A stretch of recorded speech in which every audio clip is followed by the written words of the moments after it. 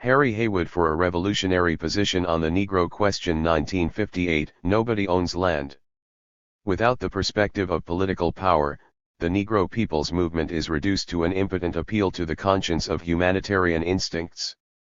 This work is believed to be in the public domain. It's derived from the edition of this work published by the long-defunct October League. Nobody Owns Land does not claim any copyright and encourages comrades of good conscience to reprint, redistribute, recirculate, and make this work accessible by any means necessary.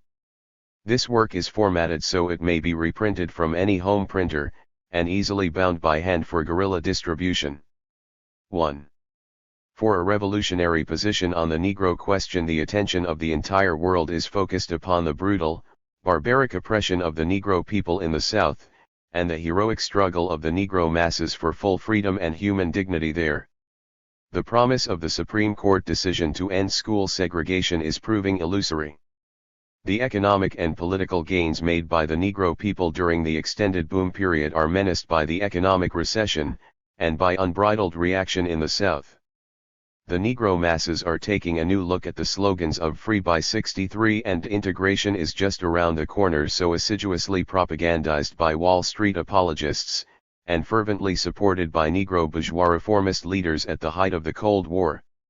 As Carl Rowan, prominent Negro journalist, says, the Negro people are asking themselves whether they were naive in assuming they could win freedom through the legislative and judicial machinery of the nation. Scientific American, October, 1957. The Negro masses are looking with increased alarm upon the growth of racist terror in the South, spreading its evil influences throughout the country. Inspired by the successes of the world anti-colonialist movement in Asia and Africa, they are seeking new, militant leadership which is internationalist in outlook, free from ties of white ruling class patronage. Our Communist Party, with its proud history of militant, uncompromising struggle for Negro rights which alone has projected a consistently revolutionary solution to the Negro question, has an indispensable role to play in the period ahead. But our party can play its proper role only if we have a liberation of our own, a liberation from the paralyzing effects of revisionism, the slightly warmed over liberal gradualism which seeks to destroy our revolutionary position on the Negro question.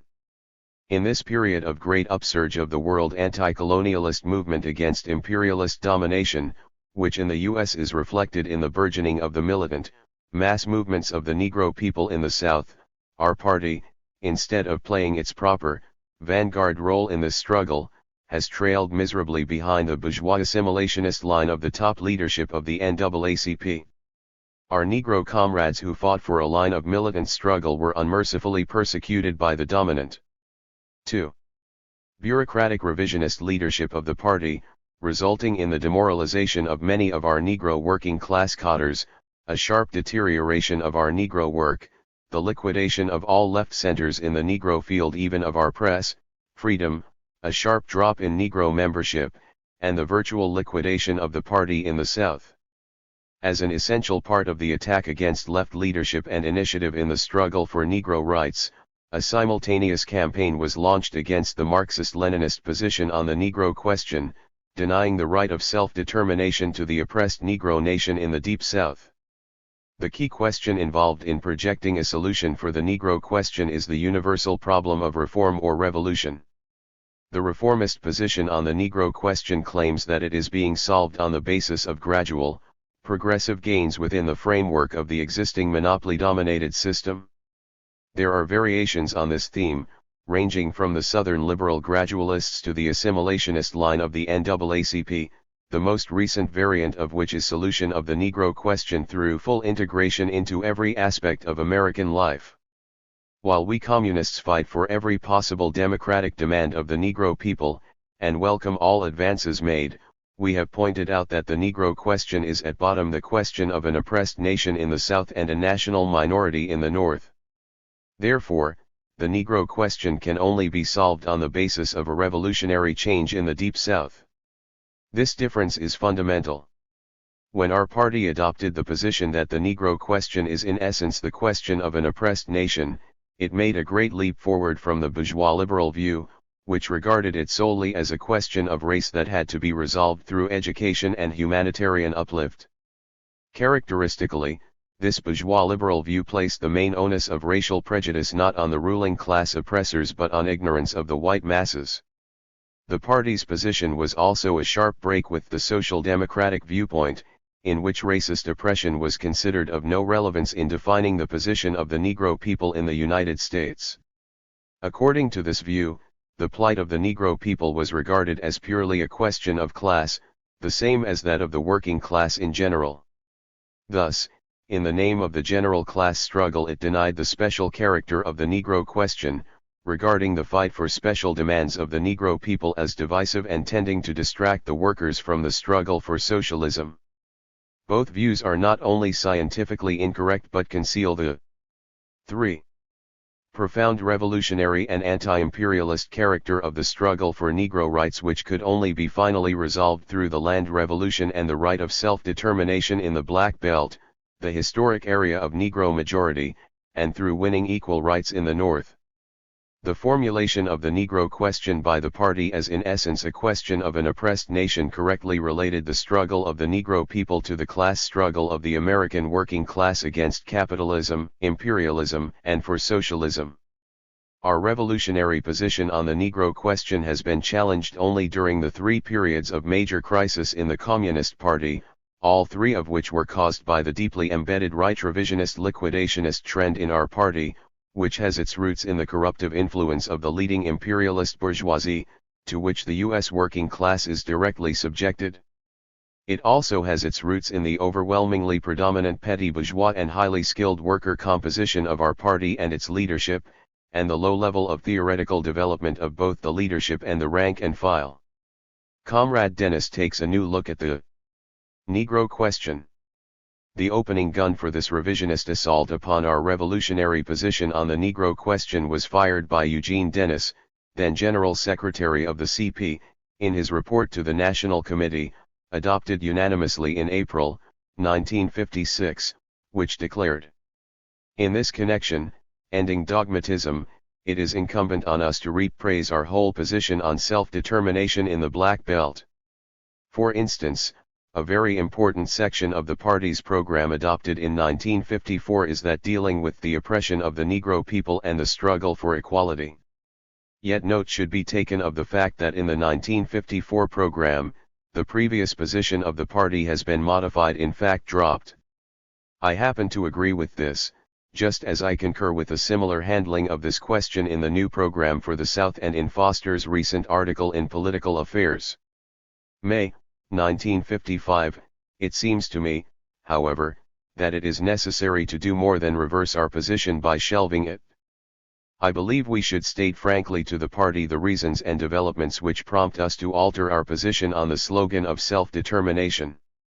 Emphasis mine Eugene Dennis, The Communists Take a New Look, p. 44, in line with Dennis' proposals. A committee was set up which produced 3 documents published in the No. 2 National 4. Discussion Bulletin in the fall of 1956, written by ex-comrade Doxy Wilkerson, Comrade James Allen and Comrade James Jackson. A careful study of these lengthy documents, as well as other material from the pre-convention discussion, example Comrade Ben Davis Report, The Negro People on the March, the Norman Schrank Report, etc., reveal a remarkable degree of unity of all trends in leadership for fundamentally revising our position on the Negro question, withdrawing the principle of self-determination, and considering left sectarianism and dogmatism as the main cause of our isolation from the Negro masses, justifying the liquidation of all left centers in the Negro field. Therefore, a careful study of the voluminous material is essential if the party membership is to understand the reasons and developments that Comrade Dennis and the National Committee had in mind, which prompts us to alter our position on the slogan of self-determination, particularly since the dumping of our revolutionary position on the Negro question was carried out without the knowledge or consent of the rank and file.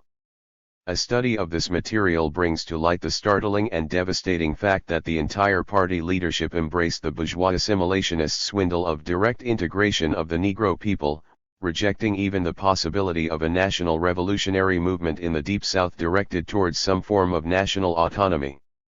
They maintained, furthermore, that this direct integrationist solution was based upon long-range economic trends with the forces of capitalist expansion industrializing and bringing progress to the South, eliminating the semi-feudal plantation system, the historic source of Negro oppression, and, along with it, the Negro population concentration in the Black Belt. The reader will not fail to note the close kinship of this theory to Browder's progressive capitalism. In claiming that the Negro question is being solved under imperialism as a result of long-range economic trends, the proponents of direct integration ascribe to U.S. imperialism a progressive role. Indeed, at bottom, they believe that the main driving force in freeing the Negro people is not anti-imperialist struggle but, on the contrary, the expansion of capitalism. They thereby embrace the hackneyed liberal reformist remedy, doctored up with pseudo-Marxist phrases. New look, old arguments. Perhaps the crassest expression of the revisionist position on the Negro question was presented by ex-comrade Doxy Wilkerson. In his article in Discussion Bulletin No. 2, Time to Reprise CP position on Negro question, he carries the bourgeois assimilationist argument of imminent, peaceful, democratic. 5. Direct integration to its logical and most absurd extreme. He paints a glowing picture of the socio-economic gains of the Negro people during the war and post-war years. Indeed, he goes far beyond sober bourgeois analysts in his optimistic portrayal of these gains. In the midst of the Dixiecrat counteroffensive of racist provocation, intimidation, and terror, he says, the extent of mob violence against Negroes in the South has waned considerably. Ibid, he tells us. What is new and important about recent progressive trends is that the once relative and stable patterns of Negro oppression are now in flux, emphasis DW. Racial barriers have been breached at many points, the whole Jim Crow edifice is threatened with destruction. There is now a realistic perspective for the Negro people to win truly decisive victories in the fight for democratic rights in the period immediately ahead, and this happy outlook for an early qualitative leap forward is quite different from that which prevailed when our party's theoretical position on the Negro question was formulated in 1930. Ibid, on what does he base this unbounded optimism, this idyllic picture? He assures us that his happy outlook is based upon deep-going and irreversible economic trends. To buttress his argument, he cites vast population shifts of the past 3 decades, and refers to the changing pattern of Negro population distribution from predominantly southern rural farm to increasingly nationwide and urban, the impact of which has been progressively to shrink and dissipate the Black Belt areas of Negro majority population. Wilkerson further noted the continued decline of the plantation sharecropping system, pointing out that cotton production, the South's major crop, is shifting increasingly to the West. He continues, future setbacks in the economic and political life of the country may halt or even reverse these trends temporarily. But the long-range prospect is for continuation of the historic tendency toward the dissipation of the Black Belt areas of Negro population majorities, and with it, we are supposed to conclude, the plantation sharecropping system, which is the historic base of Negro oppression. From the above, he concludes that our position was always wrong, and is today manifestly untenable in the light of the new objective situation and the subjective trends of the Negro people's movement. Our position, he adds, is demonstrably undermined by the whole course of development of the Negro people during the last quarter century. 6. Where we erred, he continues, was in the tacit assumption that the development of Marxist theory on the national question had been completed and the answers safely written down where we can find them in the classics, and that the application of this theory to the Negro question in our country consisted largely in adopting forms and slogans that proved successful in the Soviet Union. Ibid, Comrade Ben Davis, in his report, The Negro People on the March, joined the direct integration chorus with his contention that a realistic perspective has opened up for a peaceful and democratic achievement of the full social, political, and economic equality of the Negro people within the framework of our specific American system and tradition. p. 5, Comrade Davis made the above statement in the spring of 1956, months after the unpunished murder of Emmett Till, which was obviously the opening gun of the White Citizens Council's campaign of racist violence to sabotage the Supreme Court decision. He quite logically concludes, "It seems that the slogan of self-determination should be abandoned and our position otherwise modified and brought up to date, since we have long given the wide impression that we were seeking to import a foreign formula and apply it dogmatically as the solution. And we should review the rigid and mechanical application of these principles to our country, especially to the Negro people in the Deep South." Ibid p. 32.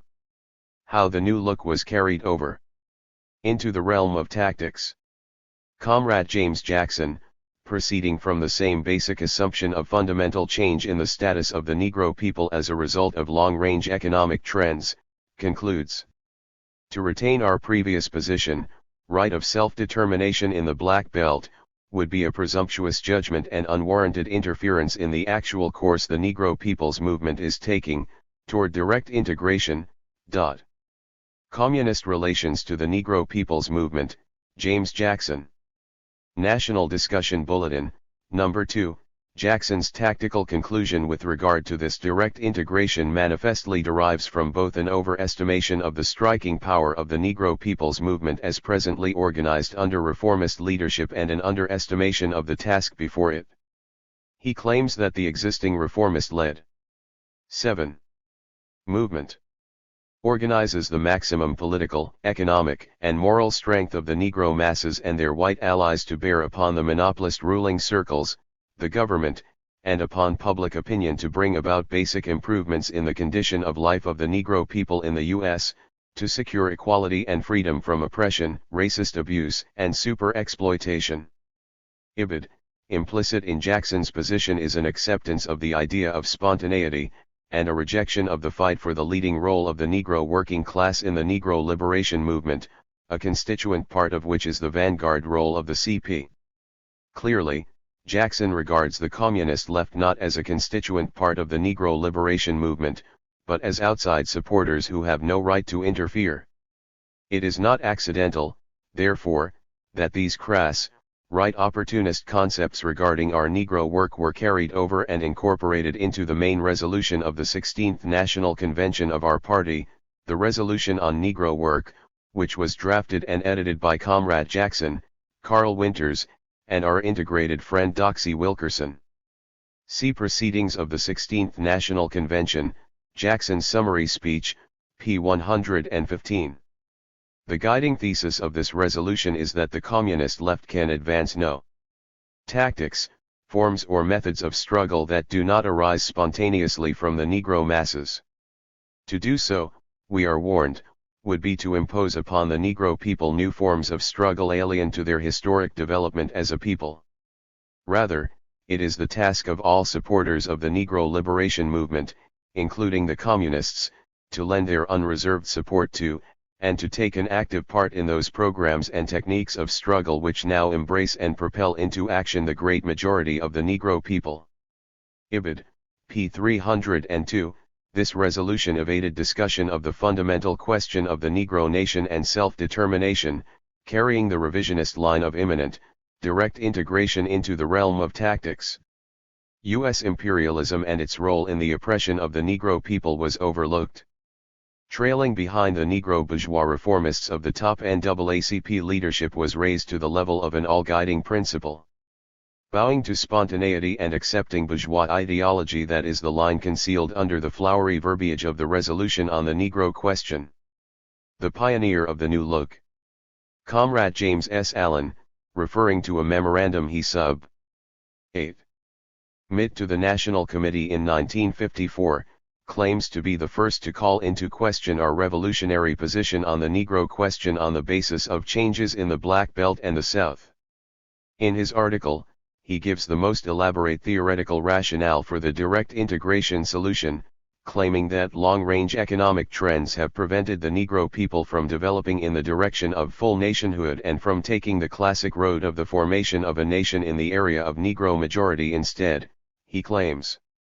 With respect to long-range trends, the most important is the movement of the Negro people towards full equality on the basis of integration into all aspects of American life. This is sustained by material, objective factors, which are expressed primarily in the greatly expanded base for Negro white working class solidarity and in the integrationist programs put forth by the Negro freedom movement itself. Ibid.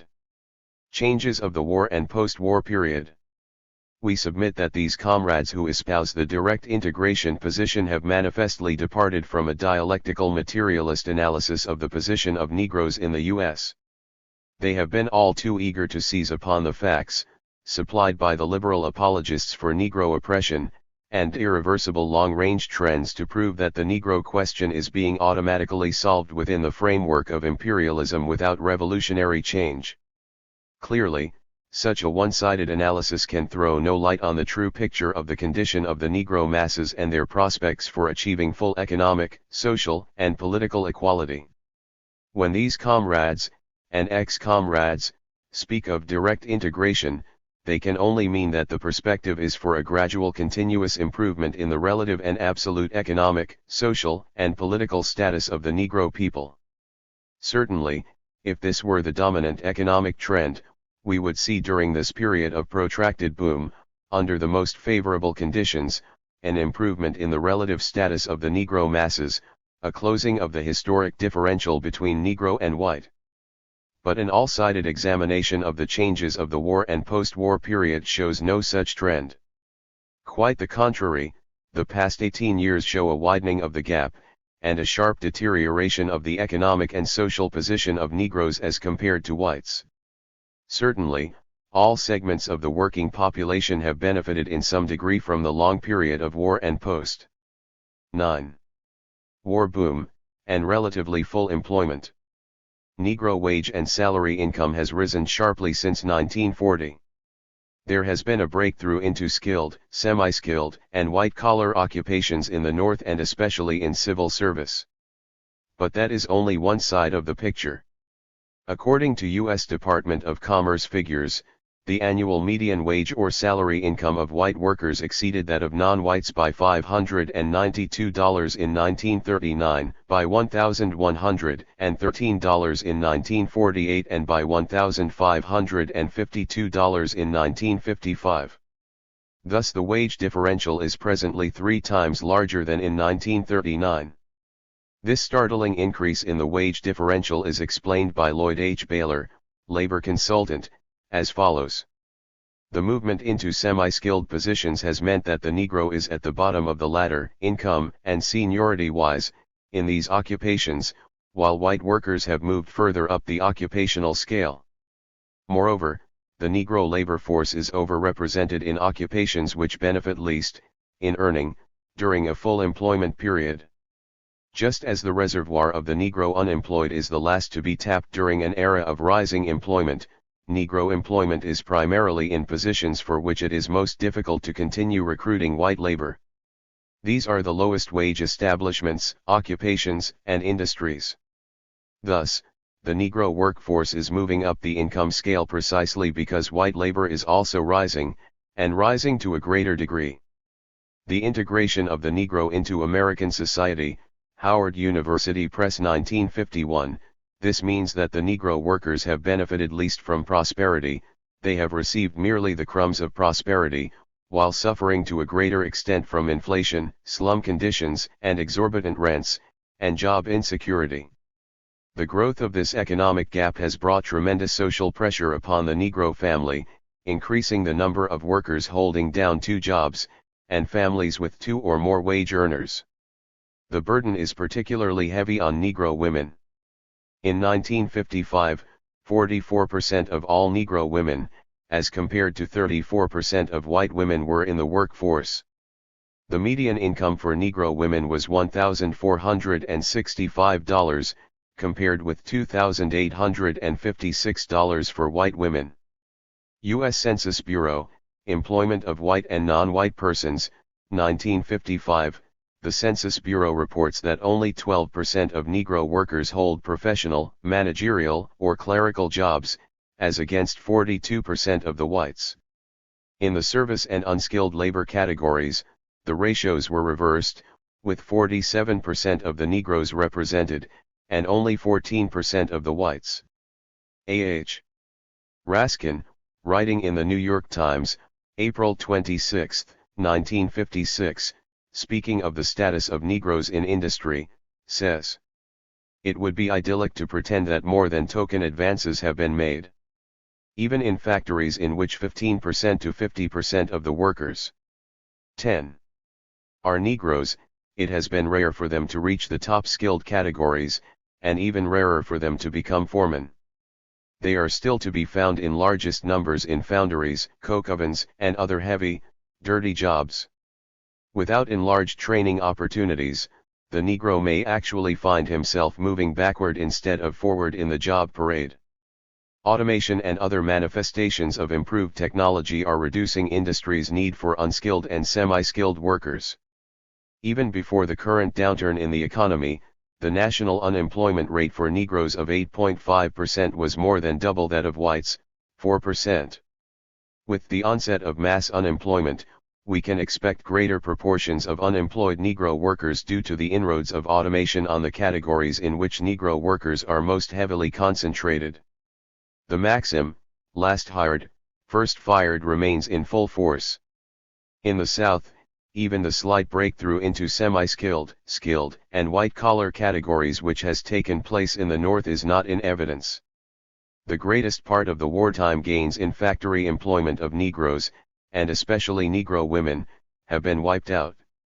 The new industrial revolution in the South has been largely a Jim Crow affair, confining the Negro workers to menial and other low-paying jobs. The growth of Negro white-collar workers has been registered almost entirely in the North. As Dr. Ira Reed says, if trends are continued, we may conclude that the absolute gains in white-collar employment of Negroes in the South are at an end, unless and until there is a revolutionary change in the racial political-economic pattern under which the South lives. The integration of the Negro into American society, Howard University Press, 1951, on the vital question of housing, the picture is particularly bleak. From 1940 to 1950, the rent of the average Negro family rose 150%, while rent of the average white family rose 60%. With the removal of rent control in most areas since 1950, the trend toward increased rent for inferior housing has spurted forward. See Trends in the Economic Status of the Negro People, Victor Perlow, Science and Society, Spring, 1952, says Carl Rowan. The larger evidence is not that of integration or intra-community gains.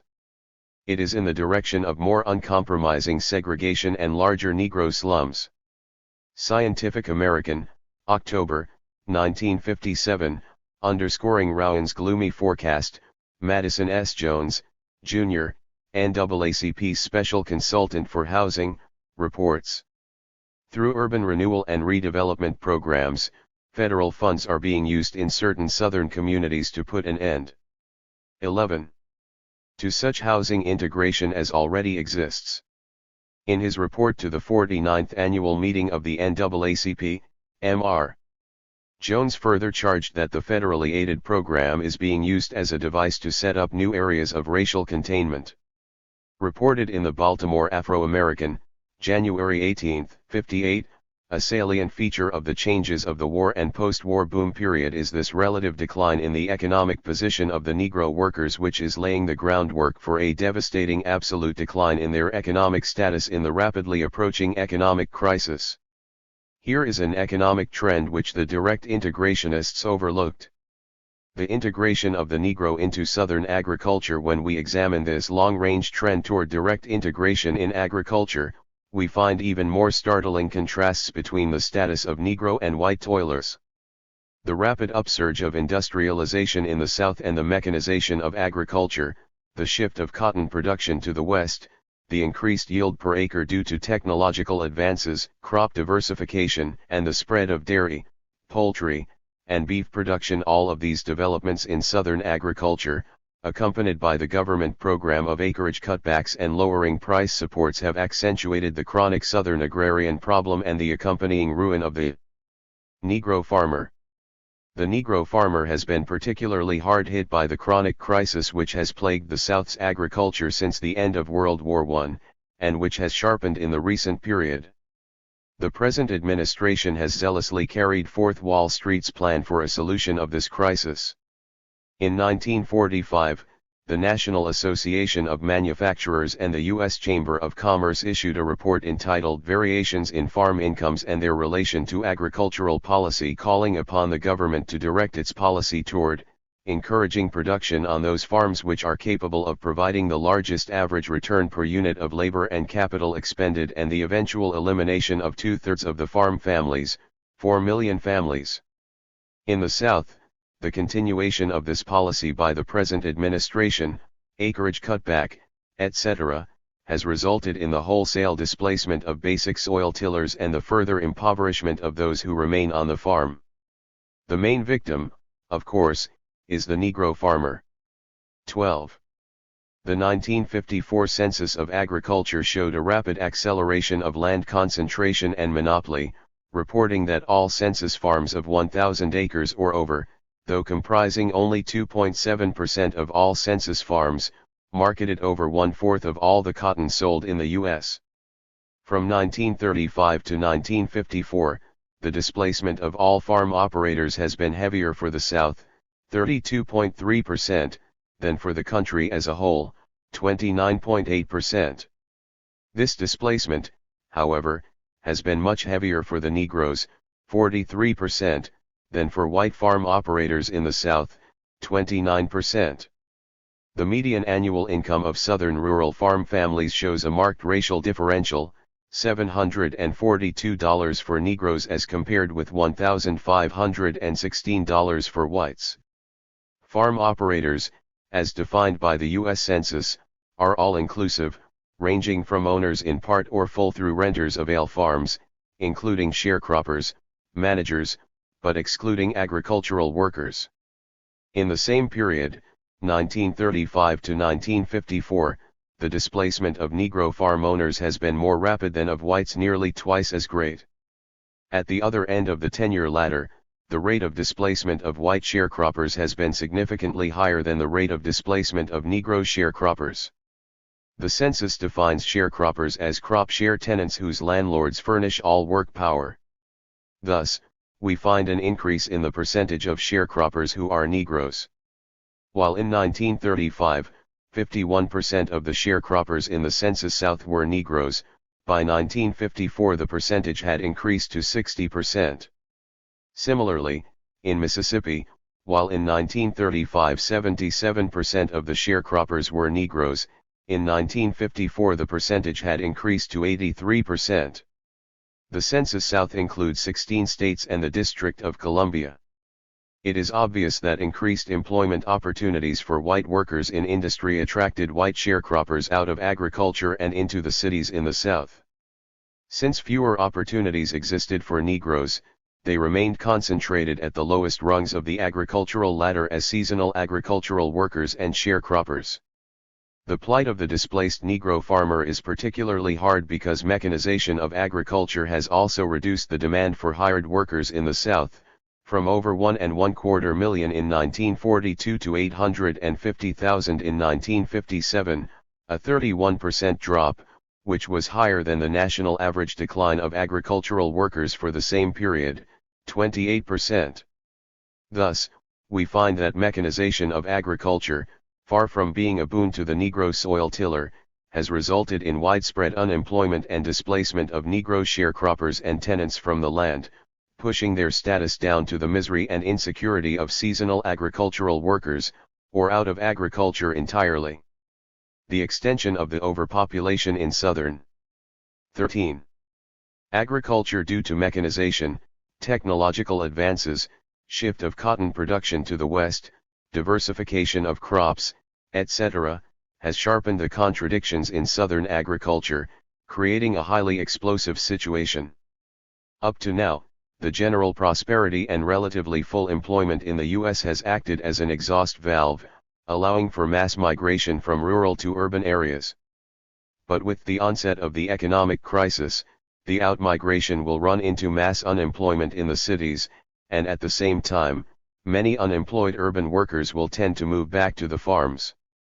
Thus, we will see tens of thousands of workers trying to reintegrate themselves into agriculture, at the same time that the displaced farmers are trying to integrate themselves into urban life, where mass unemployment and Jim Crow bars provide no place for their absorption. They can, therefore, only swell the ranks of the unemployed. To remain on the farm means starvation and sinking to a squatter's misery. In either case, it means masses of people thrown out of the productive process. It is precisely this prospect of sharp struggle in the period immediately ahead that our new-look gradualists overlook. How Comrade Jackson eliminated the remnants of slavery in Southern agriculture along with their general thesis that the changes of the war and post-war period have eased the contradictions involved in the Negro question. Our direct integrationists have seized upon the changes in Southern agriculture to prove that the semi-feudal plantation system, the historic economic base of Negro national oppression, has withered away. Their argument is a simple parroting of the traditional line of Southern liberal gradualists, a recent example of which is the book, An Epitaph for Dixie by Harry S. Ashmore, editor of the Arkansas Gazette. Ashmore, prominent for his opposition to Gov. Faubus in the Little Rock School Crisis, claims that industrialization and farm mechanization in the South are automatically solving the major problems of that region and wiping out the effects of the peculiar institution, slavery. These trends, he contends, are eliminating the plantation system, wiping out the effects of peonage, reducing the margin of Negro majority in the Black Belt, and thereby achieving eventual integration. It appears that Comrade James Jackson and the National Executive Committee agree with this liberal view. In estimating changes in the South featured by the rapid tempo of urbanization and industrial growth, Jackson concludes the economic essence 14. Of the oppression of the Negro people in the country as a whole and in the Southern states, is now manifested in the discrimination against, and economic exploitation of Negro working men and women by industrial capital and monopoly. Our emphasis HH National Discussion Bulletin No. 2. This statement, it seems to us, is a denial of the pivotal role of the semi-feudal agrarian element in the national oppression of the Negro people generally, and particularly in the South. By a stroke of the pen, Jackson downgrades the struggle of the Negro people for national liberation in the South to a mere labor question, reducing the national element in this struggle to the fight against discrimination, which he evidently considers a superstructural hangover from a nearly extinct system whose economic base is being rapidly and automatically destroyed by the rapid tempo of urbanization and industrial growth. As if aware of exposing his flank to such charges, he attempts to smokescreen his attack, hedging it about with a maze of verbiage, which, if considered apart from his conclusions, would seem to deny our contention. In other words, he employs a type of double talk prevalent in conciliationist circles. For example, he prefaces his conclusion by, although the plantation economy diminishes in area and holds in its immediate grip only a relatively small portion of the toiling masses of the South, it still wields a dominating influence over the laws and customs of the South. And such improvements in the material and cultural conditions of life which the Negro people have secured, have in no way modified their status as the most exploited and all-sidedly oppressed part of the American people. Ibid. In those statements, Comrade Jackson appears to be arguing against underestimation of the role and extent of the sharecropping system, but in reality, he himself minimizes the role and the extent of the system in the agriculture of the Deep South, its general effects on the life of the Negro people and their freedom struggle.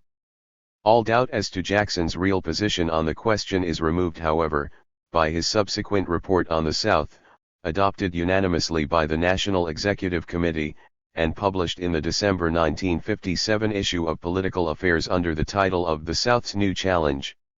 In this report, he bluntly states, the sharecropping system, which was the distinguishing feature of the 30s, is no longer a major characteristic of production relations in agriculture in the South today. This statement is incorrect with regard to the South in general. 15. And is especially invalid with respect to the Deep South, the main area of concentration of the Negro people and the plantation system. Any serious examination of the situation in Southern agriculture today as it affects the Negro people will clearly contradict Jackson's contention. Certainly, there is a sharp decline in sharecropping in the Census South, which includes 16 states and the District of Columbia. This trend has been apparent for the past quarter century. From 1935 to 1954, there was a 63% decline in the number of sharecroppers in the Census South. But these figures of the decline in sharecropping must be considered against the background of the general decline in southern agriculture, and technological changes which reduces the need for all types of farm labor, including agricultural wage laborers. Clearly, Jackson's implication that the semi-feudal sharecropping system has been in effect replaced by agriculture wage labor is incorrect.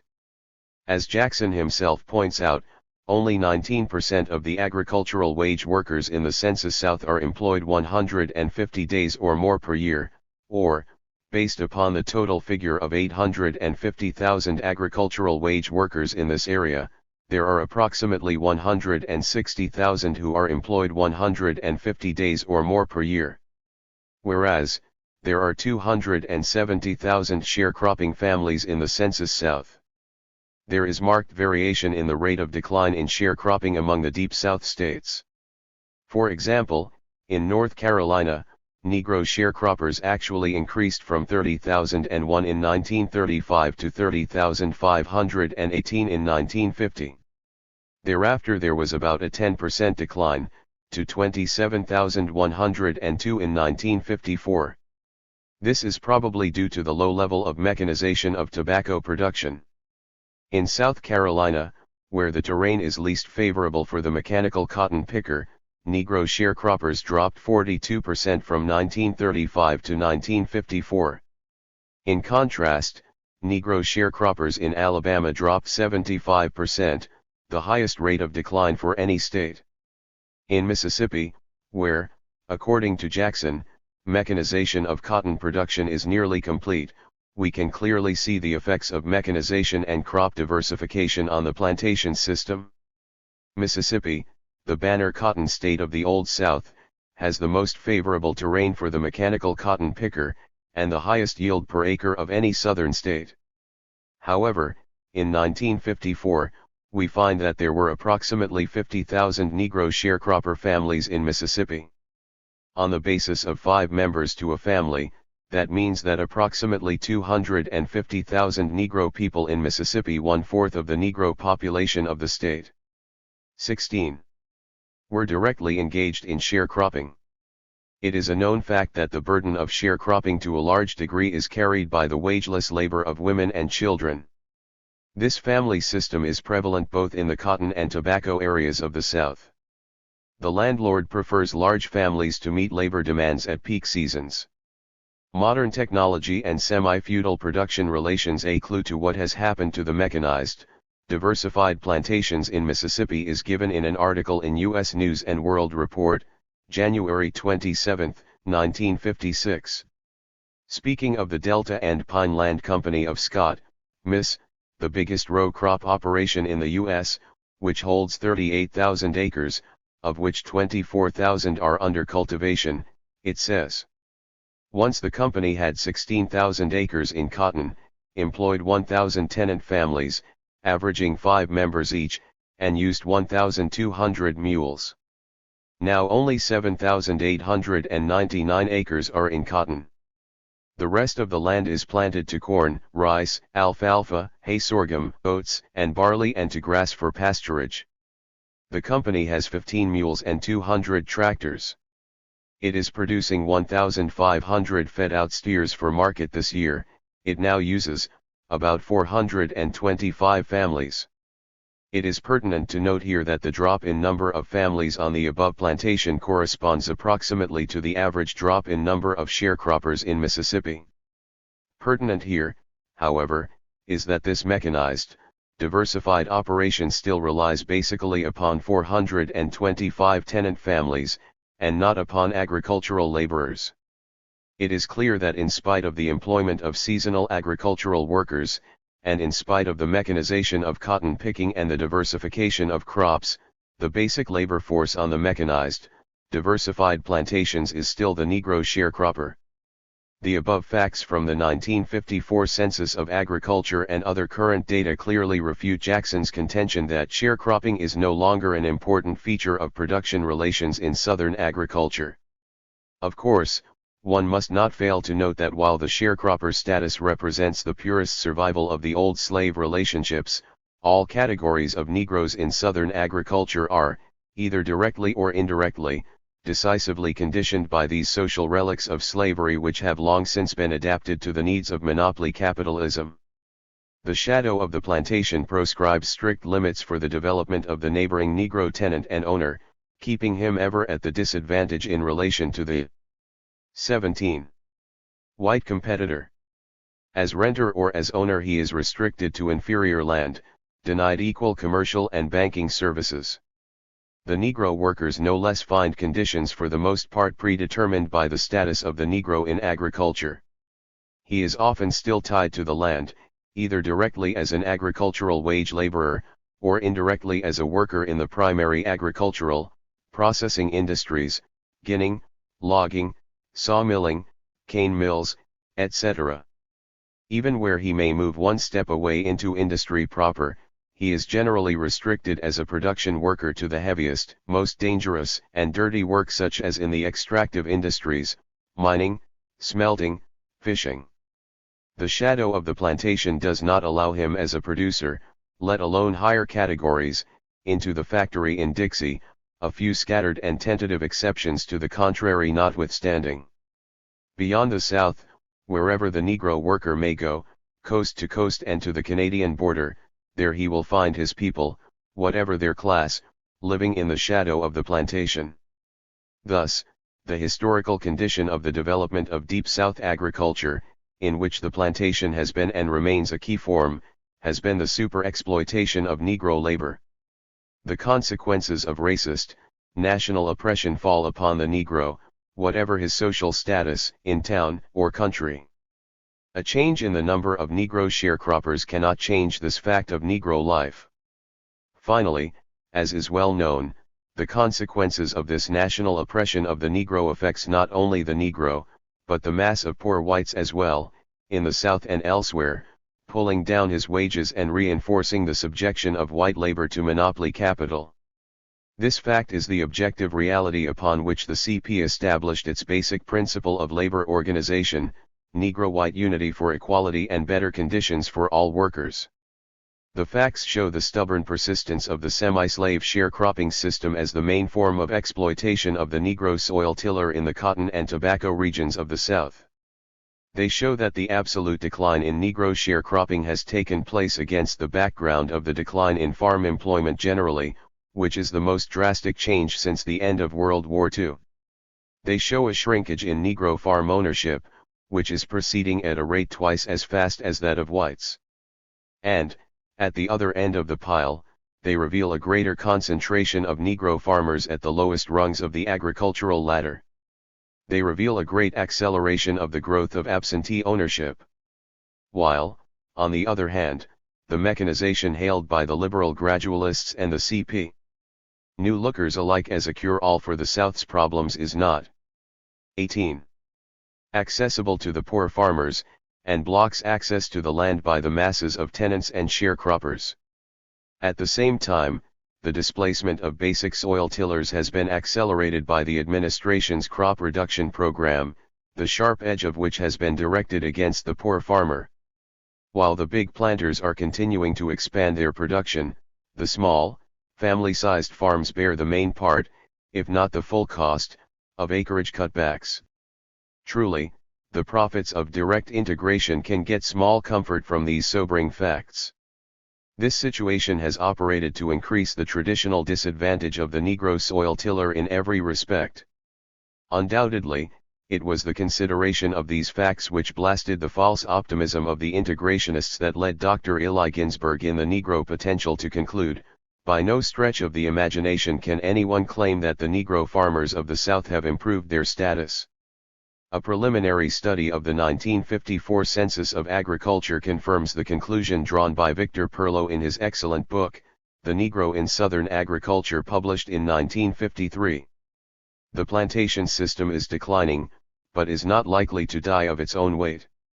It is declining not through any reform, not through the victory of family-size farming, not through the acquisition of land by the Negro rural population, but through the decay of Southern agriculture, through the substitution of impoverished, terribly exploited, semi-captive migratory Mexican labor in California for impoverished, terribly exploited, semi-captive Negro cropper labor in Georgia, through the conversion of some croppers into homeless farm labor and the driving of the resulting surplus off the land to the cities where they cannot get good jobs and face the prospect of mass unemployment and hunger in the next depression. Industrialization in the South. A main prop of the direct integration based upon long-range trends argument is that we failed to take into account the possibility of continued capitalist expansion, and of industrialization of the South in formulating our position on the Negro question. In their enthusiasm to prove their argument, they not only distort our position, but even deal lightly with obvious facts. For example, Allen and Wilkerson both claim that our position on the Negro question was established and developed during the great economic crisis of the 1930s and, therefore, was influenced by the view that capitalism would never again go through a significant period of expansion.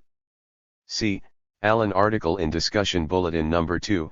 Contrary to their contention, our position was adopted in 1928 at the Sixth World Congress, that is, the year before the 1929 crash, and at the height of the boom period.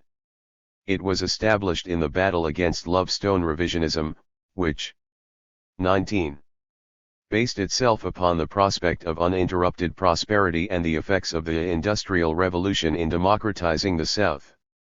The 1930 resolution on the Negro question was an elaboration of the thesis already adopted in 1928, to sweep out of the party the then prevailing direct integration and uninterrupted prosperity illusions in order to clear the deck for our party's leadership of mass struggles during the Great Depression.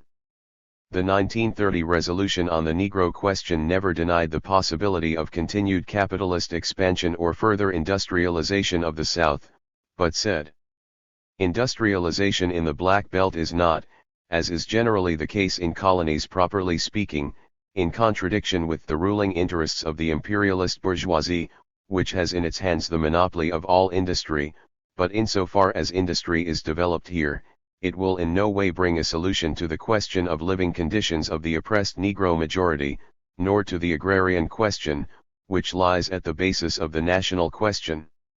On the contrary, this question is still further aggravated as a result of the increase of the contradictions arising from the pre-capitalist forms of exploitation of the Negro peasantry and of a considerable portion of the Negro proletariat, miners, forestry workers, etc., in the Black Belt, and, at the same time, owing to the industrial development here, the growth of the most important driving force of the national revolution, the black working class, is especially strengthened.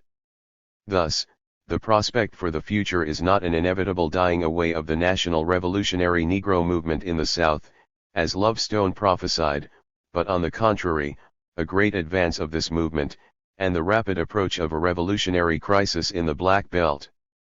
The Communist, January 1931, we cannot know what Comrade Allen had in his mind, but this was the official position of the party on the Negro question. Certainly, the South has experienced a rapid upsurge of industrialization in the recent period.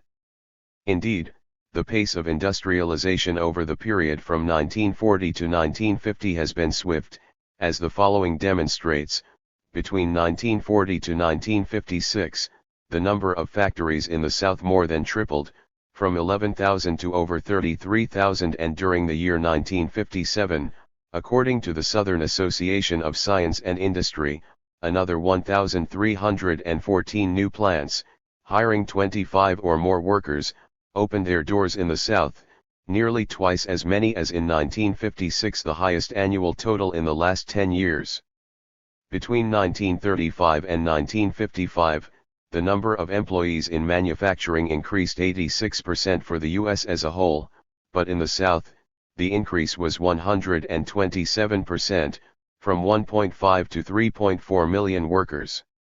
Even though the South has not caught up with the rest of the nation industrially, it has closed about 2/3 of the gap. See facts. 20. For farmers, February, 1958.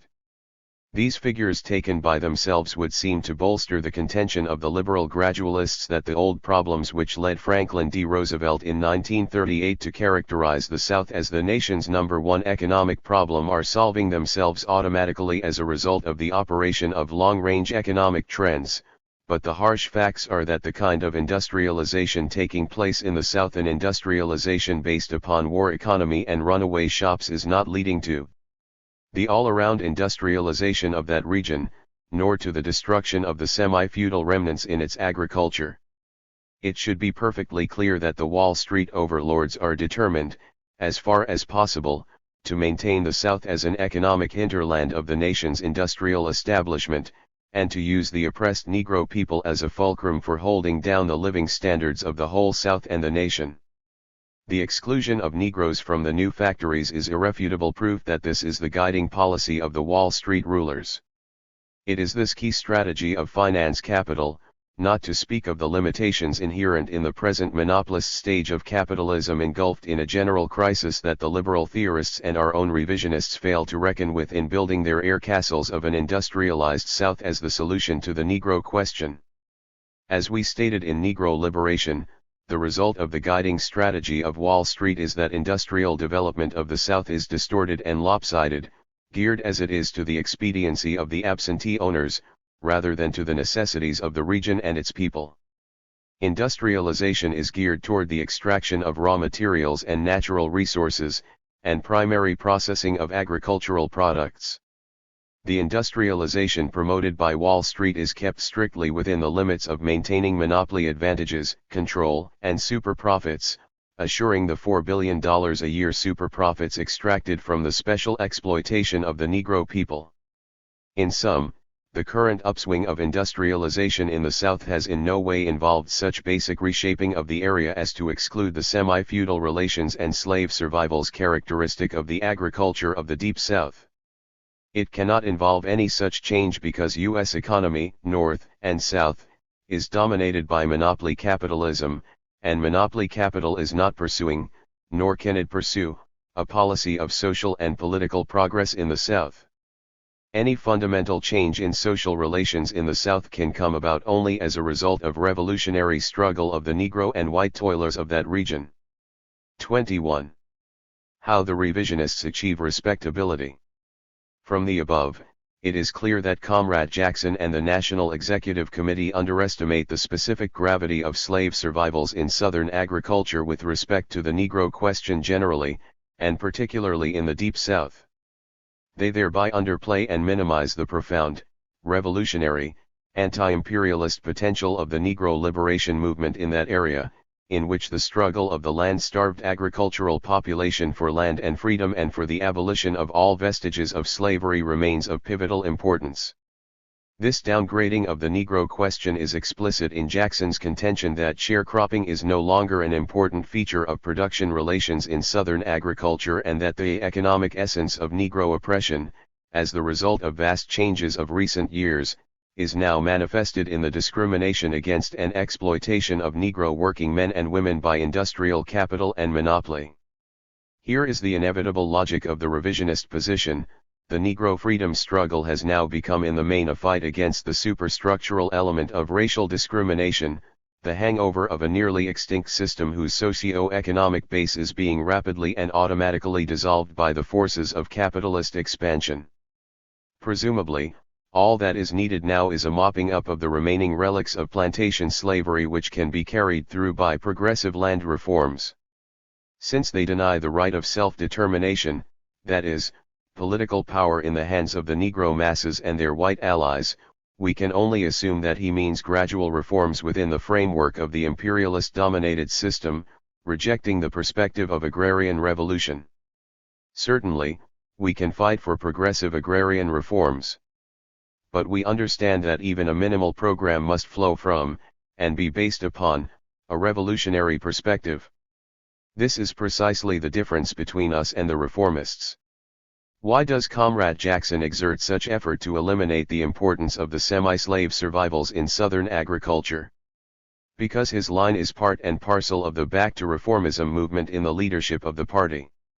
As Lenin said in polemicizing against LUCH, a liquidationist paper, reformism in general means that people confine themselves to agitation for changes which do not require the removal of the main foundations of the old ruling class, changes that are compatible with the preservation of these foundations.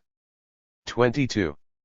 Lenin was here referring to workers' demands, example the 8-hour day, which are compatible with the preservation of the power of capital. He continued. On the other hand, those demands for which LUCH does not want to agitate are incompatible with the preservation of the foundations of the pre-capitalist period, the period of serfdom. Look curtails the Marxian slogans, tries to fit them into the narrow, reformist, liberal measure, and thus carries bourgeois ideas into the ranks of the workers. Lenin, Selected Works, Volume 4, p. 145, as Lenin observed, the partial demands of the feudally oppressed peasantry are more revolutionary than the partial demands of the city industrial workers because they represent the belated and unfinished struggle against serfdom and feudalism. Herein lies the basic cause of the revisionists' frantic efforts to eliminate the agrarian question. It is clear that the revisionist position downgrades the Negro question, eviscerates its revolutionary content, agrarian and democratic revolution in the Deep South, reduces it to a fight against racial discrimination, and places it in terms acceptable to the Negro bourgeois reformists and their allies among the labor bureaucrats and white liberals. This downgrading of the Negro question by the CP can only gladden the hearts of the Wall Street Dixiecrat enemy, who is very apprehensive about the potentialities of the struggle for Negro rights in the South. Is this not what is behind Jackson's new characterization of the Negro question as a racially distinct nationality? It is clear that such a restricted program can be left to the incumbent bourgeois reformist top leadership clique of the NAACP, which, according to Jackson, organizes the maximum political, economic, and moral strength of the Negro masses and their white allies to bring about basic improvement, etc., etc. Under these happy circumstances, there is no role for a revolutionary party to play. The careful avoidance of revolutionary placing of the Negro question runs like a red thread throughout the arguments of the revisionists. They adopt a one-sided, economic determinist approach, which bases itself upon long-range, evolutionary changes presumably dissolving the economic base of Negro national oppression without the nasty, political upheavals without the transfer of political power to the submerged masses which is the precondition for solution of the Negro national question. True, there is a long-range trend towards gradual dissolution of 23. The Negro population concentration in the Deep South. True, the semi-slave plantation system is being undermined by changes in Southern agriculture. But these are indeed long-range. In fact, they are so gradual that long before they can have a decisive effect on the Negro question, the ever-sharpening contradictions of imperialism will lead to a revolutionary crisis in that area. Their emphasis upon long-range economic changes is intended to divert us from the real situation which exists presently in the Deep South, and the sharpening of all contradictions there. For surely, if we emphasize the revolutionary content of the struggle for Negro rights, the Negro right reformist assimilationists and their enlightened imperialist friends will not like us. Indeed, any departure from a reformist approach to the Negro question would be alien to the historical development of the Negro people. Shades of Frederick Douglass, Nat Turner, Harriet Tubman. See 16th National Convention Resolution on Negro Question.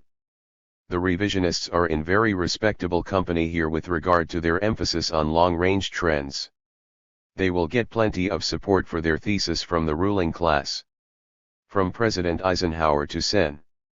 Lyndon Johnson, they all see the solution through long-range economic trends. We can hear much the same arguments over the Voice of America, which seeks to throw dust in the eyes of the peoples of the world, shocked by the barbarous racist system of oppression in the U.S. Their position was essentially contained in the speech of George Meany, president of the A.F.L.C.I.O. when he appeared as chief apologist of the State Department to explain the Little Rock situation before the UN. We must note here that the great and venerable Negro scholar and leader, Dr. W.E.B. Du Bois eloquently challenged Meany when he said, "It is false to assert that the color problem in the United States is being progressively and satisfactorily settled. The nation has continually advanced and retreated, progressed, and fallen back toward barbarism in its treatment of colored people." Du Bois letter to the UN General Assembly on the Little Rock Crisis. It is true that U.S. imperialism in crisis has been forced to maneuver to assume a benevolent posture in deference to the New World relationship of forces in the interests of the Cold War and its expansionist aims abroad. But these real concessions were blown up far beyond their true worth by a massive propaganda campaign in the bourgeois press, over the Voice of America. 24. Through so-called goodwill tours of leading U.S. Negroes, all to give the impression that the Negro question was being progressively and satisfactorily solved in the U.S. This essentially pro-imperialist propaganda was fervently taken up by the top right reformist leaders of the NAACP, proceeding under the slogans of "Integration is just around the corner," "Free by 63, the tide of integration is sweeping in," and was supposed to be final proof of the vitality of U.S. democracy. With the outlawing of the segregation of schools by the Supreme Court in May of 1954, the right revisionist trend in our party unreservedly embraced the pro-imperialist swindle of imminent, peaceful, democratic integration of the Negro people into all aspects of American life. They threw all caution to the winds, claiming that the Jim Crow system was threatened with imminent destruction, that the Supreme Court decision was the triumph of the NAACP policy of strictly courtroom opposition, denying the factor of international pressure, claiming that the tactics of the right reformists had been all correct, and our tactics all wrong, ad nauseum. The benevolent pose of the U.S. ruling circles was accepted at face value by the right revisionists. It was upon this shaky foundation that a whole policy of retreat and liquidation of the party's revolutionary position and militant, leading role in the Negro field was based. Political gains ahead. The war and post-war years saw a great political resurgence of the Negro people expressed in increased political gains. There was the rapid growth of the Negro vote to key positions in several northern states, and a big advance in Negro registration and voting in the South. There was some breakthrough in Negro representation North and South. The Supreme Court decision was the high point of the political advance of the Negro people in the post-war period. It gave the Negro people, particularly in the South, new confidence, militancy, and determination to win full freedom now. But the struggle to implement the Supreme Court decision is meeting growing, effective opposition by the Dixiecrat henchmen of Wall Street, and the rate of increase of Negro registration in the South has been sharply reduced. Negro registration increased from 595,000 in 1947 to 1,614 in 1952, or nearly 100%. However, from 1952 to 1956, Negro registration increased to 1,238,038, or only about 20%. There has been an absolute decline in Negro registration in Mississippi between 1952 and 1956. In the Black Belt counties of Negro majority, with the exception of the French Catholic parishes of Louisiana, there has been little progress made toward Negro registration and voting. 4. 25. Example, in 13 Mississippi counties listed as having a population of more than 50% Negro, a total of 14 Negro votes were cast in the 3 elections on which information was available in 1954. 5 of the counties had no Negroes qualified and 3 had one registered who never voted. In the 7 counties having more than 60% Negro population, 2 votes were cast by Negroes in 1954. All of the above information from the Negro Voter in the South, September 1957, by Margaret Price, published by the Southern Regional Council. The author of the above-mentioned study observes, armed with statistics on education, urbanization, farm tenancy, income, and racial composition, it is possible to guess with a fair degree of accuracy whether the percentage of eligible Negroes registered will be above or below average.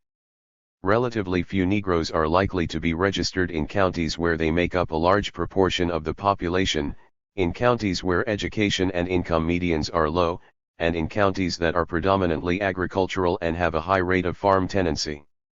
In the Mississippi Delta parishes of Louisiana, where no Negroes are registered, the Field Observer reports, the prospects are bleak for registration in the immediate future. In these parishes, subterfuge is unnecessary to discourage Negro registration.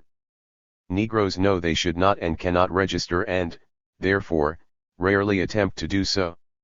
Ibid, and in Calhoun County, South Carolina, a Black Belt county, the Field Observer reports, any Negro who tries to get a registration certificate is called a smart Negro and sooner or later leaves the community. Ibid, and in McCormick County, South Carolina, all Negroes who had registration certificates in 1948 had their names purged from the voting list. The majority of Negroes in the county are sharecroppers. Reportedly, they could not sell their produce until their names were removed. Ibid, the above study was based upon surveys made in 10 states, Alabama, Florida, Kentucky, Louisiana, North Carolina, South Carolina, Tennessee, Texas, Virginia. Illusion and reality. If only revisionism could create the world to conform with its flights of fancy. But alas, ugly reality will assert itself. And the historically developed national oppression of the Negro people is not disappearing with the wave of a magic wand. 26. Day by day, events are cutting the ground from under the rosy picture of imminent victory painted by the revisionists. The counteroffensive following the Supreme Court decision, the wave of reaction in the South beginning in earnest with the Till case, precipitated the mushrooming of the White Citizens Councils, the KKK, and other anti-Negro terrorist organizations throughout the South. There has been a whole spate of new racist laws in Southern states. Terrorism and bombings of Negroes who attempt to escape from the ghettos has spread throughout the South, and moved into northern cities, Trumbull Park, Chicago, and Levittown, PA. The highly organized official lawbreakers of the South have succeeded in slowing down the process of school integration to a virtual halt. What the revisionists miss is that the changes of the war and post-war period by no means blunt the contradictions between the aspirations of the Negro people and U.S. imperialism. On the contrary, the urbanization of the Negro people, and the vast extension of the Negro working class, the growth of Negro trade union membership, the new relationship of world forces, have brought into the arena of struggle new and fresh forces, and have sharpened the crisis of Wall Street Dixiecrat rule in the South. This conflict has been stepped up by the whole New World situation, i.e., the anti-colonialist upsurge in Asia and Africa, and the important world role played by the Asian-African bloc of nations as a result of the Bandung and Cairo conferences. To our mind, these changes have greatly stimulated and accelerated the shift of the struggle for Negro rights to the South, its historical center of gravity. In spite of Allen's contention that the contradictions within the Black Belt are easing, events are refuting his rejection of the perspective of a revolutionary crisis in that area. Witness the vast upsurge of the Negro masses in the Deep South. Witness the unyielding attitude of the hardcore of Dixiecrats of the Deep South states, who refuse to make even the slightest token concessions to the Negro masses and who are prepared to provoke major national and international crises rather than carry out the Supreme Court decision. Witness the quandary of the Eisenhower administration, which attempts to pose as leader of the free world and meets no cooperation from its Dixiecrat proconsuls in covering up the scandalous treatment of 16 million Negro citizens in the U.S. Here we have the elements of an ever-sharpening crisis in regard to the Negro question. In this picture, the Eisenhower federal government is caught between two fires. It is forced to make tactical concessions on the Negro question in order to save 27.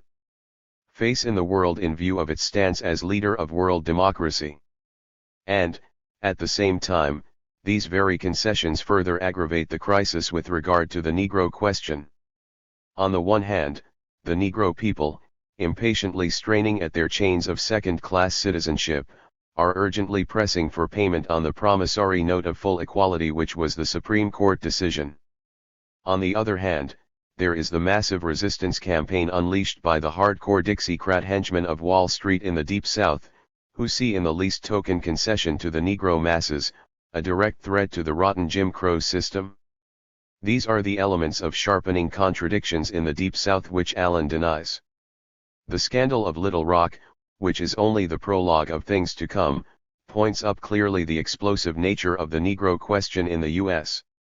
The spectacle of 1,000 federal paratroopers called out to integrate 9 Negro children into one high school in a border state is not one to arouse sanguine hopes for imminent, peaceful, democratic integration in the Deep South. And so far, only the question of token integration in a border state school has been raised. What of the Deep South, the main concentration of the Negro people, where even a plan for token school integration is not proposed? In the Deep South, Gov. Faubus is considered a wavering element. Here is the attitude of Gov. Griffin of Georgia. Of course we'll close the schools, the laws are already set up. And if anyone started to federalize the National Guard, I could discharge it, then form a state militia under the Second Amendment of the Constitution, the right to bear arms. No Georgia boy can be made to turn his bayonet against a fellow Georgian. These people just won't do it. I know these people. Georgia will never be integrated. The people won't stand for it. Or more of the same from a Georgia businessman. The nation can thank God it happened in Little Rock and not in Atlanta. If it had been here now, the sewers would have run red with blood. And from Roy Harris, political confidant of Gov. Griffin. It's the best thing that could have happened to us, this Little Rock situation. It caused 2 things: people are talking out loud now and they are more determined than ever to fight integration. I can tell you what would happen in Georgia. I know 4 counties that have few niggers where they would just run 'em out. And down in South Georgia, where there's more niggers than white people, why there'll just be some beatings at night and then they'll get the idea. And the kids themselves will throw them out of school. They'll have to do it one school at a time. They'll have to have troops at every school in 28. Georgia. All the above quoted in Look magazine, November 12, 1957, the Little Rock incidents were a declaration on the part of the Dixiecrats that the show was over, it had gone far enough, it was time to bring down the curtain. And that is precisely what has happened. Even the most conservative forces in Negro life are beginning to sound the alarm. For instance, an editorial in the Pittsburgh Courier, January 11, 1958, entitled "Hardening Opposition" states, "All the whistling in the dark of civil rights champions cannot alter the fact that the opposition to integration and desegregation hardened during the past year and is continuing to harden, with very few significant gains being made. In the South, a technique of legal opposition has been developed progressively ever since it was shocked into stunned silence after the 1954 Supreme Court decision, and that technique is being perfected daily, with elected public officials taking the lead in working out strategy and tactics for flouting the law. At the time of the fight over the civil rights law and the final victory, we dubbed this contest sham battle for the mutual benefit of the 2 rival political groups and designed to give the shadow of change without the substance. Subsequent events have supported this analysis, with federal courts granting more and more time for compliance with the law, politicians shying away from the civil rights hot potato, and extra-legal groups emboldened by the lack of any federal punitive policy. And the annual Race Relations Report by L.U. Foster, president of Tuskegee Institute, says, "Race relations have worsened in the South in the last year, and realistic action is imperative if serious difficulties are to be avoided in the near future." As quoted by the New York Times, January, 1958, so much for Comrade Ben Davis' realistic perspective for peaceful and democratic achievement of full social, political, and economic equality of the Negro people within the framework of our specific American system and tradition. So much for the easing of contradictions within the Black Belt due to Comrade Allen's forces of capitalist development of great expansionist power. Yes, Comrade Allen and the rest speak about basic social changes in the South which will lead to the completion of the agrarian democratic revolution and of the elimination of plantation cropping as a semi-feudal leftover from slavery which is the basis for planter Dixiecrat power. But at the same time, they deny the right of self-determination for the Negro people of that area. Is it not clear that these radical changes cannot be carried out? 29. Except on the basis of revolutionary transfer of state power? The only solution to the Negro question lies in a fundamental, revolutionary change, which in this case means breaking the usurped political power of the Wall Street Bourbon rulers and supplanting it by the political power of the Negro masses and their democratic white allies as a precondition for destroying the semi-feudal plantation system and carrying out basic agrarian reforms, this movement to be supported by the entire working class in the United States in the interest of cementing Negro white unity and dealing a devastating blow against the common enemy U.S. imperialism. And that is the crux of the matter.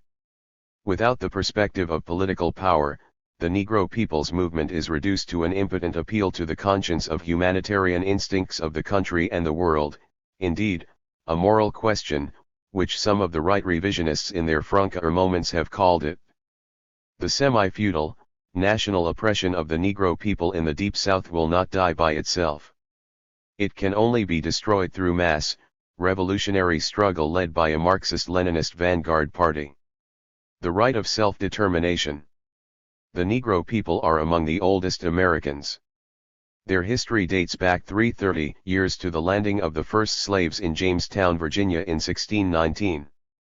For the first 250 years of their history they were chattel slaves, bought and sold, worked to death in the fields of the Southland.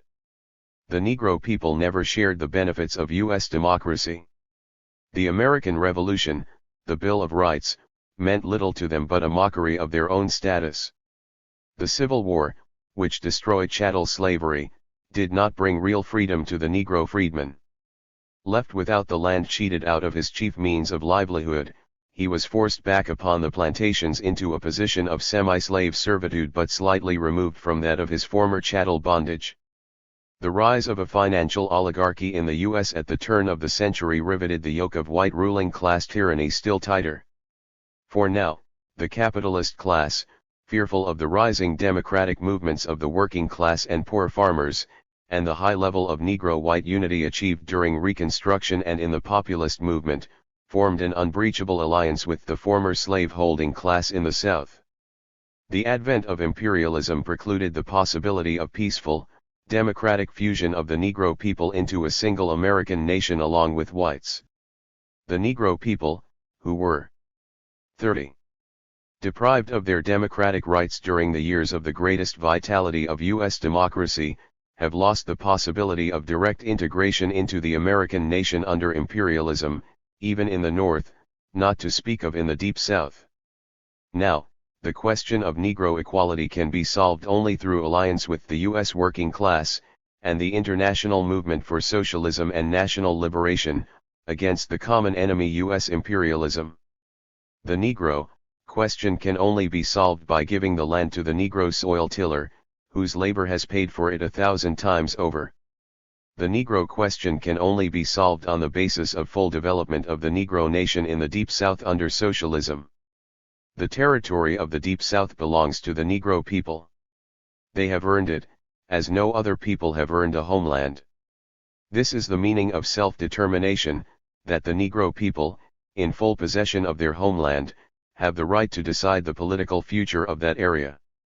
The problem we face is how to bring about unity of Negro and white toilers in the common struggle against U.S. imperialism in the present period, and beyond that, how to fundamentally solve the Negro question under socialism. Socialism can only be built on the basis of the complete democracy for the masses. Socialism must tap all the resources of the population, and develop all human potential. Even with the elimination of legal discrimination, and the abolition of exploitation, the historically formed inequality, the economic and cultural disparity between Negro and white, will not disappear with one blow. The age-old rancor of the oppressed Negro people will not disappear, nor will the deeply ingrained white chauvinism among the white masses. The Negro masses in the Deep South must have guarantees in the concrete form of political power to protect their equality. The white working class in a socialist U.S. must have concrete aid in overcoming the economic and cultural differential between Negro and white. Similarly, the Negro question is the central question in the South. The economic and cultural lag of the southern region and its entire population can only be overcome by solving the Negro question. It is true that at the present there is no mass movement for self-determination or regional autonomy. But what kind of a Marxist bases himself upon what exists at present without taking into account what is developing and approaching? We reckon not only with the present, but also with the future. Self-determination is not an immediate, but an ultimate demand. Under conditions of sharpening crisis in the South, it is possible that the right of self-determination may become an urgent question. Indeed, all signs point to a sharpening of the situation. The Negro question cannot 31. Be considered in abstraction from the international picture. It is impermissible for the white working class of the U.S. to deny support to the right of self-determination for the Negro people in the Deep South. We have already seen the corroding effect upon Negro-white unity within the party since the proposition to withdraw the right of self-determination was promulgated from above. This opportunist sacrifice of the struggle for Negro rights, which is at bottom a capitulation to U.S. imperialism, has opened up the floodgates to white chauvinism within our ranks, and, at the same time, it has encouraged nationalist moods among our Negro comrades, who question whether the white comrades will carry on a struggle for Negro rights. Our understanding of the Negro question as basically a revolutionary question is the heart and core of the struggle against white chauvinism and Negro nationalism. Because the white masses can be effectively rallied to the struggle for Negro rights based precisely on the understanding that the Negro question is a revolutionary question, and only on the basis of rallying the white masses to struggle for Negro rights can nationalist moods be overcome among the Negro masses. Thus, the struggle against white chauvinism cannot be abstracted from fighting for a revolutionary position on the Negro question, and from the task of mobilization of the white masses to struggle for Negro rights. The so-called struggle against white chauvinism led by Pettus Perry was an aberration of this struggle, an attempt to cover up the abandonment of the struggle for Negro rights behind a barrage of words, an arbitrary separation of the ideological struggle against white chauvinism from the task of mobilizing the white masses in struggle for Negro rights.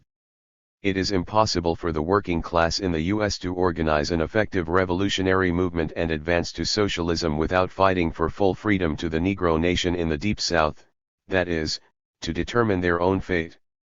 This, of course, does not mean that the Negro people will inevitably secede from the U.S. and set up a separate state.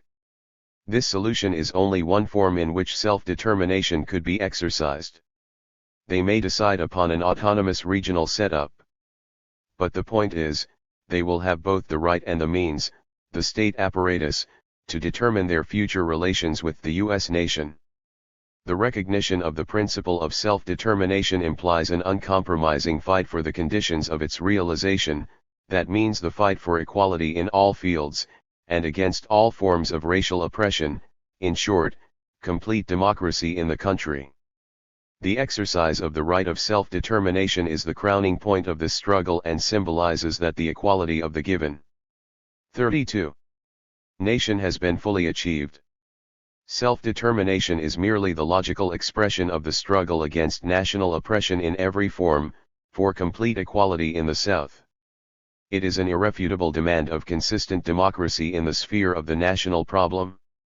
We demand the freedom of self-determination, says Lenin, not because we dream of an economically atomized world, nor because we cherish the ideal of small states, but on the contrary, because we are for large states and for a coming closer, even a fusion of nations, but on a truly democratic, truly internationalist basis, which is unthinkable without the freedom of separation.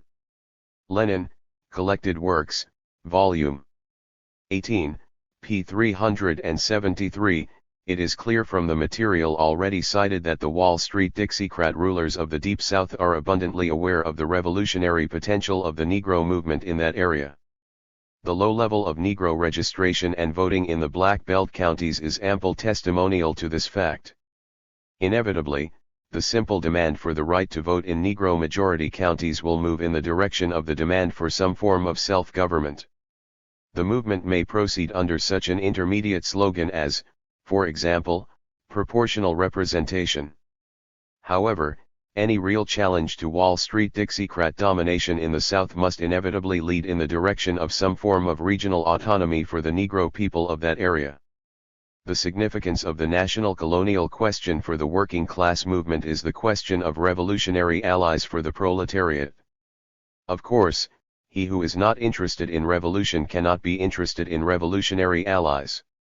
How the revisionists redefine the right of self-determination, but let us not accuse these comrades of being against self-determination for the Negro people in general.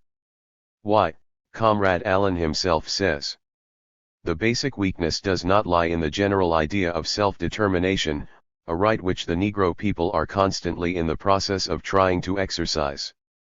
The basic weakness was in the programmatic conclusions as summed up in the slogan of the right of self-determination for the Negro people in the Black Belt. The real problem we face in this respect is whether the circumstances are such in this country as to warrant the perspective of a Negro nation in the Black Belt seeking to exercise this right politically, since the main long-range historic tendency has been and is towards a direct process of integration. My emphasis, HH Discussion Bulletin Number 2. 33. Truly it is difficult to follow Allen's reasoning. One would gather that he is for self-determination of the Negro people in general, in Detroit, in Chicago, in Harlem, or perhaps in their souls. This point is not very clear. But on one point, however, Allen et al. Are crystal clear: no self-determination in the Black Belt. Not in the Deep South homeland of the Negro people. Truly the imperialist oppressors should welcome such a concept. They would love to apply self-determination in general, as opposed to political self-determination of a particular oppressed nation on a particular territory. This would indeed be a great weapon in the ideological arsenal of imperialism, if only it were not too absurd to fool the masses. How virtuous! How respectable! Allen can get plenty of support for this self-determination in general in the abstract. Being for this type of self-determination is meaningless, so long as it is not political self-determination, so long as it does not apply to one's own colonies. Senators Kennedy, Noland, and Fulbright pay some lip service to self-determination for Algeria. We U.S. communists are deeply concerned over the national liberation struggle of the Algerian people. But the acid test of internationalism for U.S. communists is first of all, how do we stand on self-determination for peoples directly oppressed by U.S. imperialism, for example, the Negro people in the Deep South, and the peoples of Latin America, including Puerto Rico. Allen's self-determination in general for the Negro people brings to mind what Lenin said about socialists who are for self-determination of nations oppressed by other imperialist nations, but not for those nations oppressed by their own imperialists. How Comrade Allen corrects our dogmatic, unhistoric approach to the theory of nations and national movements when it comes to the Negro question. Comrade Allen takes special pains to be absolutely certain that all the elements of nationhood as defined by Stalin are not only present but are maturing. He insists that the Negro people in the Deep South must take the classic road to the formation of a nation as a precondition for advancing the principle of self-determination in that area. Allen contends that the Negro movement in the Deep South will not take an autonomous direction because the Negroes there lack the most essential elements of nationhood, example common. 34. Territory and economic life. These, he contends, are in the process of disintegration as the result of the forces of capitalist development of great expansive power, which has lasted well into the era of monopoly and imperialism. Ibid, as a result, the struggle for equal rights has not taken the classic road of the formation of a nation in the Black Belt area as supposedly envisioned by the CP when it first put forth the principle of the right of self-determination. The Negro movement, he contends, has developed along other lines, predominantly in the direction of integration. In failing to fully appreciate these specific characteristics of the development of the Negro people in the U.S., the party got fixed into immutable positions not in accordance with reality. Specifically, he charges that the party's program with respect to the Negro nation and the right of self-determination was the result of a mechanical, inflexible, unhistoric approach both to the theory of nation and to the national program. First of all, where, we must ask, does Comrade Allen expect to find an oppressed nation in the epoch of imperialism taking the classic road of the formation of a nation? His repeated reference to the classic road to formation of nations in respect to the Negro nation, it seems to us, simply reveals his own unclarity concerning the national question in the epoch of imperialism. Imperialism, says Lenin, is the progressive oppression of the nations of the world by a handful of great powers. It is the epoch of war among them for the widening and strengthening of national oppression. The proletarian revolution and the right of nations to self-determination, Lenin, we are dealing here with the specific, Negro nation in the context of the extreme crisis of world imperialism, a main feature of which is the collapse of the system of national colonial oppression, when hundreds of millions of colonial and dependent peoples, the majority of the population of the world, are rising to their feet, inspired by the goal of freedom and human dignity, and have become mighty allies in the common struggle of the working class against capitalism and imperialism, and for the victory of socialism. Specifically, we are dealing with a submerged nation in the heartland of U.S. imperialism, the main bulwark of the collapsing colonial system. Allen's dogmatic strictures would make the development of a national revolutionary movement for self-determination contingent upon the maturing of all elements of nationhood of this oppressed nation. It is, however, an elementary truth, that universally, imperialist policy with regard to the national question is designed forcibly to arrest and distort the free development of nations, to maintain their economic and cultural backwardness as 35. An essential condition for the extraction of super-profits. Is it not clear that the application of this policy operates to obstruct, warp, and distort the development of the elements of nationhood among oppressed peoples? That is, common territory, economic life, language, and culture. Now then, can any serious student of the contemporary national question make our support of the right of self-determination for the Negro people, or any other oppressed people, for that matter, contingent upon the maturing of all elements of nationhood among them? Clearly, the logic of such a position, were we to apply it to the question of oppressed nations generally, would be to deny the right of self-determination to a whole number of peoples suffering under the yoke of imperialist oppression as, by virtue of this oppression, the maturing of all the elements of nationhood among them has been prevented. Indeed, Allen's logic, if applied to the national colonial question generally, would deny the right of self-determination to a number of the emerging nations in Negro Africa and elsewhere, among whom the requisites of nationhood exist only in extremely rudimentary form. Is this position objectively not dangerously close to an apology for continued imperialist political domination of so-called backward peoples? The dialectical fact, which Allen and others seem to miss, is that imperialist oppression, in stifling the development of nations, creates the conditions for the rise of national revolutionary movements which, in this epoch, are a special phase of the struggle for socialism. This creates the basis for the revolutionary alliance of the oppressed peoples with the international working class in the struggle against the common enemy, imperialism. Comrade Allen is indeed on shaky ground when he lectures us on our unhistoric approach to the theory of nations when he himself confuses the classic period with the imperialist epoch. In insisting upon the classic road with respect to the Negro national liberation movement, Allen clearly violates an elementary requirement of Marxist-Leninist theory, that is, the necessity of distinguishing between two radically different epochs of capitalism with respect to nations and national movements.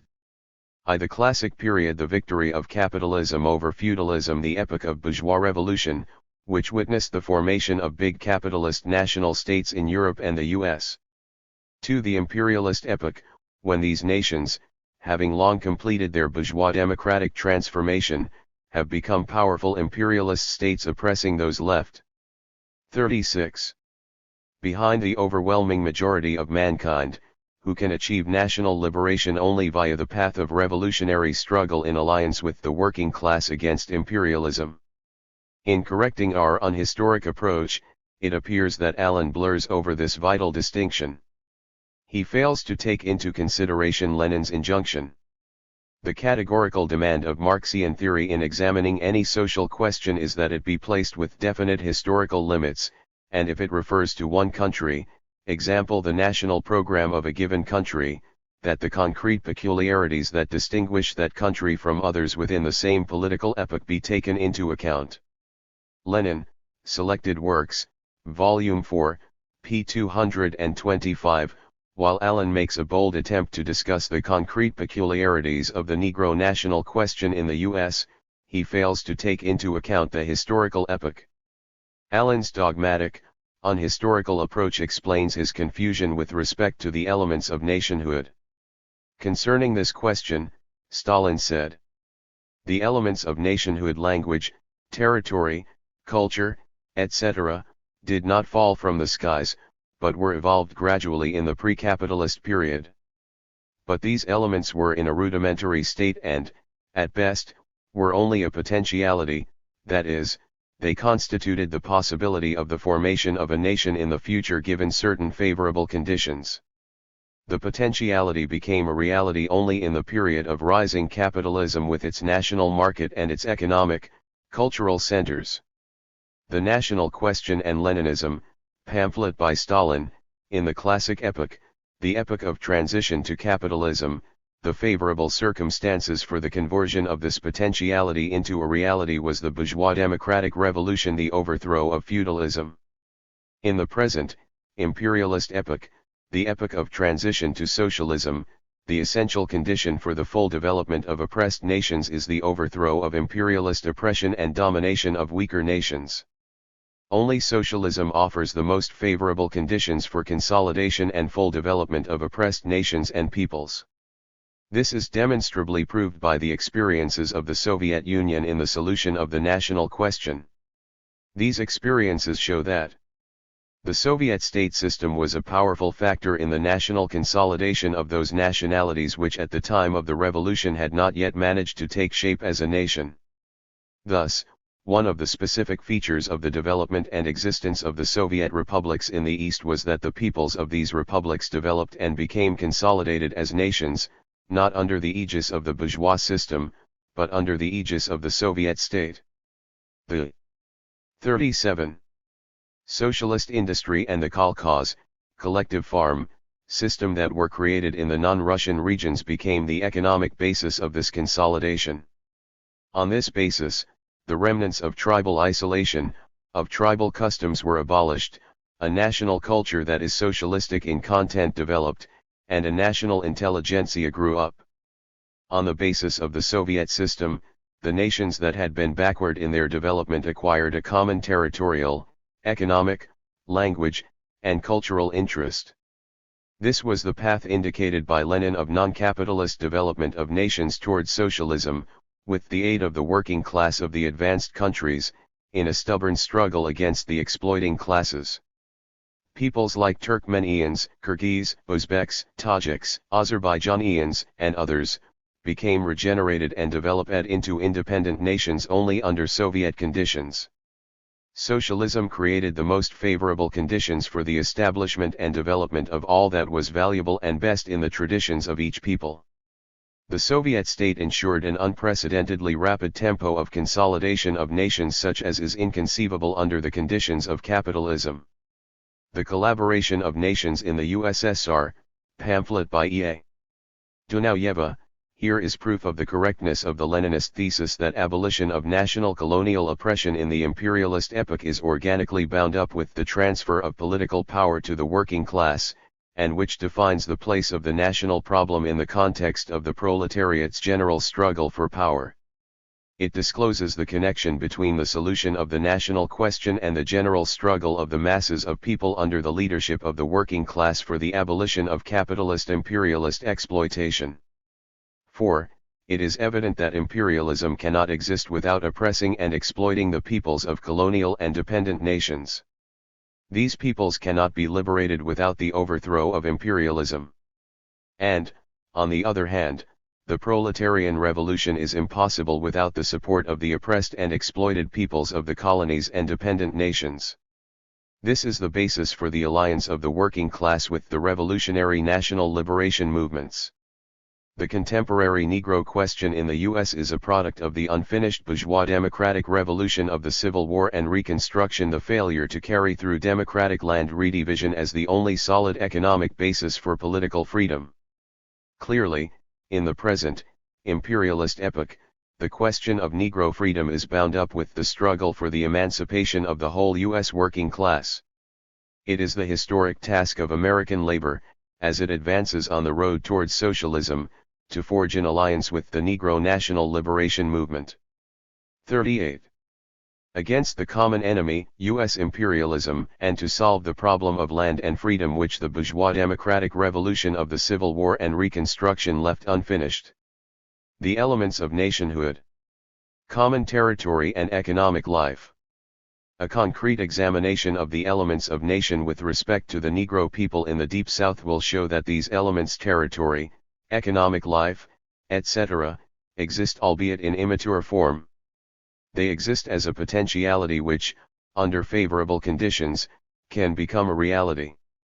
For example, with regard to common economic life, there exists class differentiation. There is an industrial proletariat, a class of farmers. There is an intelligentsia, or educated stratum of the middle class. There are Negro professionals, and a Negro upper stratum, or bourgeoisie. In other words, all classes essential to modern social development exist in the Black Belt area. The development of all these classes is artificially retarded by American monopoly capitalism and its Bourbon cohorts. All classes suffer from ferocious racist national oppression, and the people as a whole find their interests running counter to this stifling Jim Crow. The Negro workers want modern conditions of labor, the sharecroppers, tenants, poor farmers, and plantation hands want land and freedom from the yoke of peonage. The town middle classes and intelligentsia want equal opportunity in business and professions. These economic and social elements of a potential nation exist.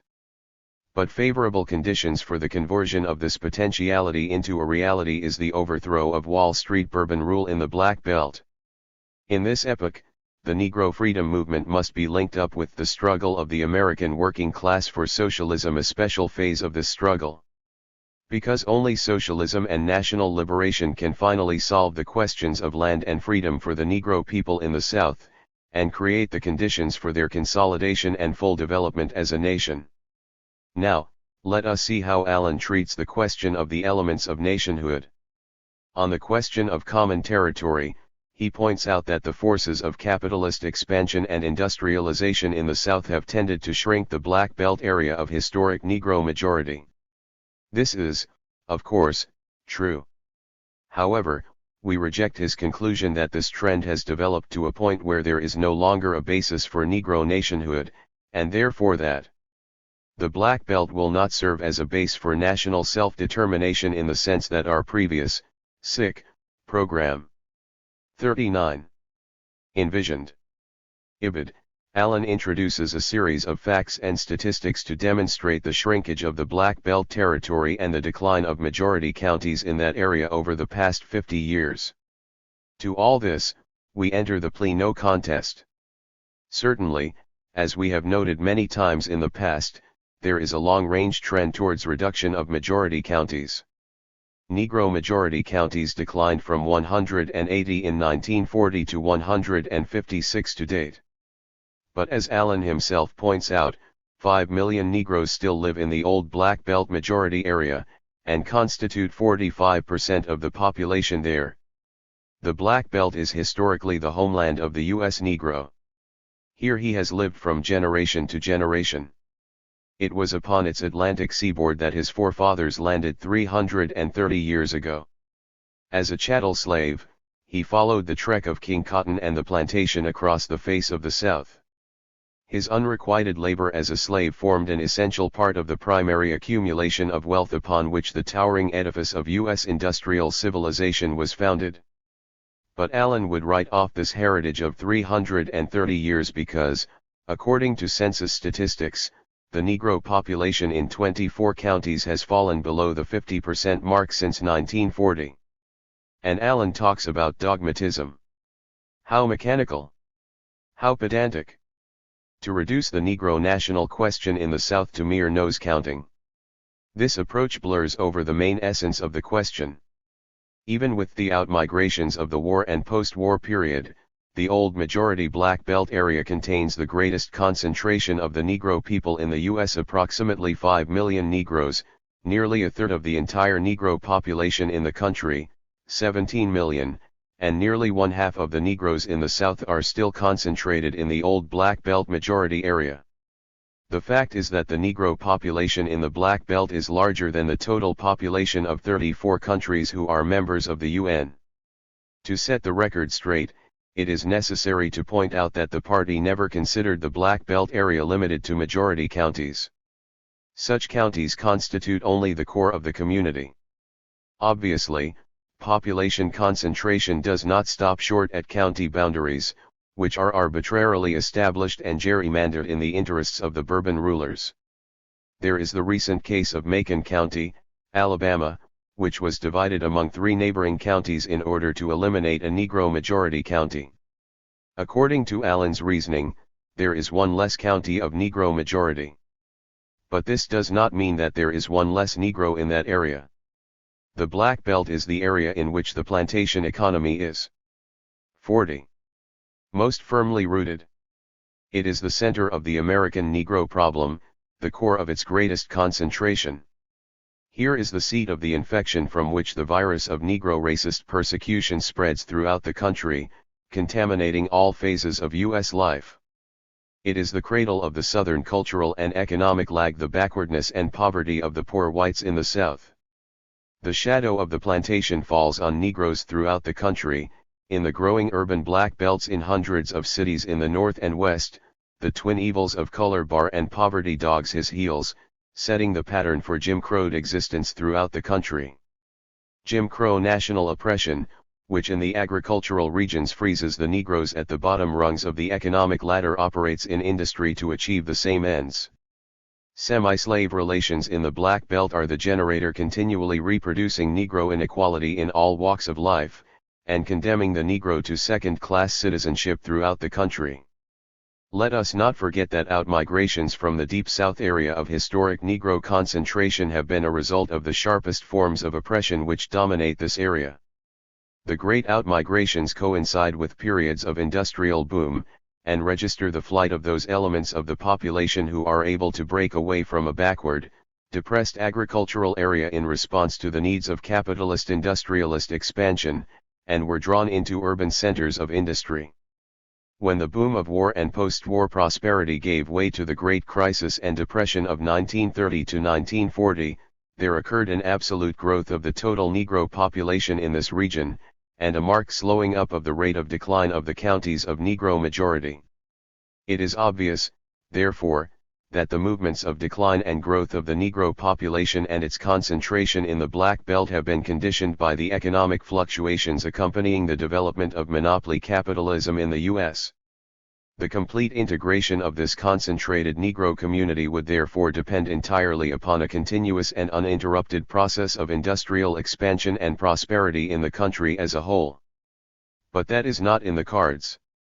The absurdity of such a prospect is more than obvious today, with steel production at 50% of capacity, and unemployment growing at an unprecedented rate. Certainly, we cannot accept the dispossession of the Negro farmer from the land, and the flight of the population from racist terror and oppression in the region as a legitimate reason for withdrawing the right of self-determination for the Negro people of that area. This kind of integration does not in itself solve the Negro question, although, as we have pointed out, the main progressive significance of these changes is the vast extension of 41. The Negro industrial working class, the most advanced, best organized, most consistently revolutionary class. The national racial composition is not the determinant factor in the national question. As Lenin observed, to insist upon the question of absolute majority is to confine the future nation to backward, agricultural districts. A great part of the outmigration from the Black Belt was to southern cities and industrial centers, many of them in the immediate environs of the Black Belt. Birmingham, Atlanta, Montgomery, Baton Rouge, Mobile, Charleston, New Orleans, and other such cities of the Deep South, regardless of their present national racial composition, must be considered as an integral part of the territory of the future Negro self-governing area in a truly democratic America. Such urban centers within the Negro nation are essential to ensure the rapid economic and cultural advance of the Negro people, overcoming the historic lag which is the result of centuries of oppression. As Lenin said, the national composition is one of the most important factors, however, it is not the only one, or the most important.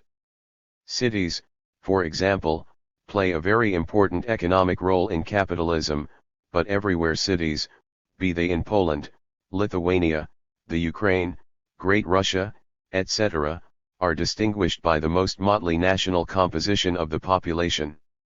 To separate the cities from the villages and the sections surrounding, which gravitate towards them economically, because of a national factor is absurd and impossible.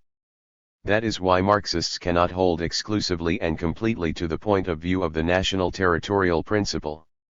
Lenin, Collected Works, Volume 17, Russian edition. We note further that the General Program of the People's Republic of China for the implementation of regional autonomy for nationalities, Article V, states: according to the economic, political, and other requirements of the locality and with due consideration of the historical background, each national autonomous region may include districts, towns, or cities inhabited by Hans. Nowhere in this document is the question of majority placed as a condition for autonomy. The consistent application of the democratic principle of self-government has provided the most favorable conditions for the voluntary union of the peoples of China. It is a type of solution which conforms to that already demonstrated with great success in the treatment of the national question within the multinational Soviet Union. 42. We, of course, cannot foretell in what way the Negro people will choose to exercise their right of self-determination.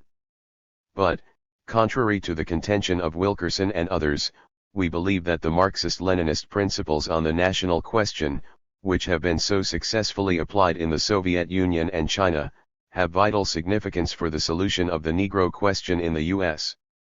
It has become abundantly clear from the population shifts that have taken place that we cannot restrict the territorial base of the Negro nation to the agrarian Black Belt region.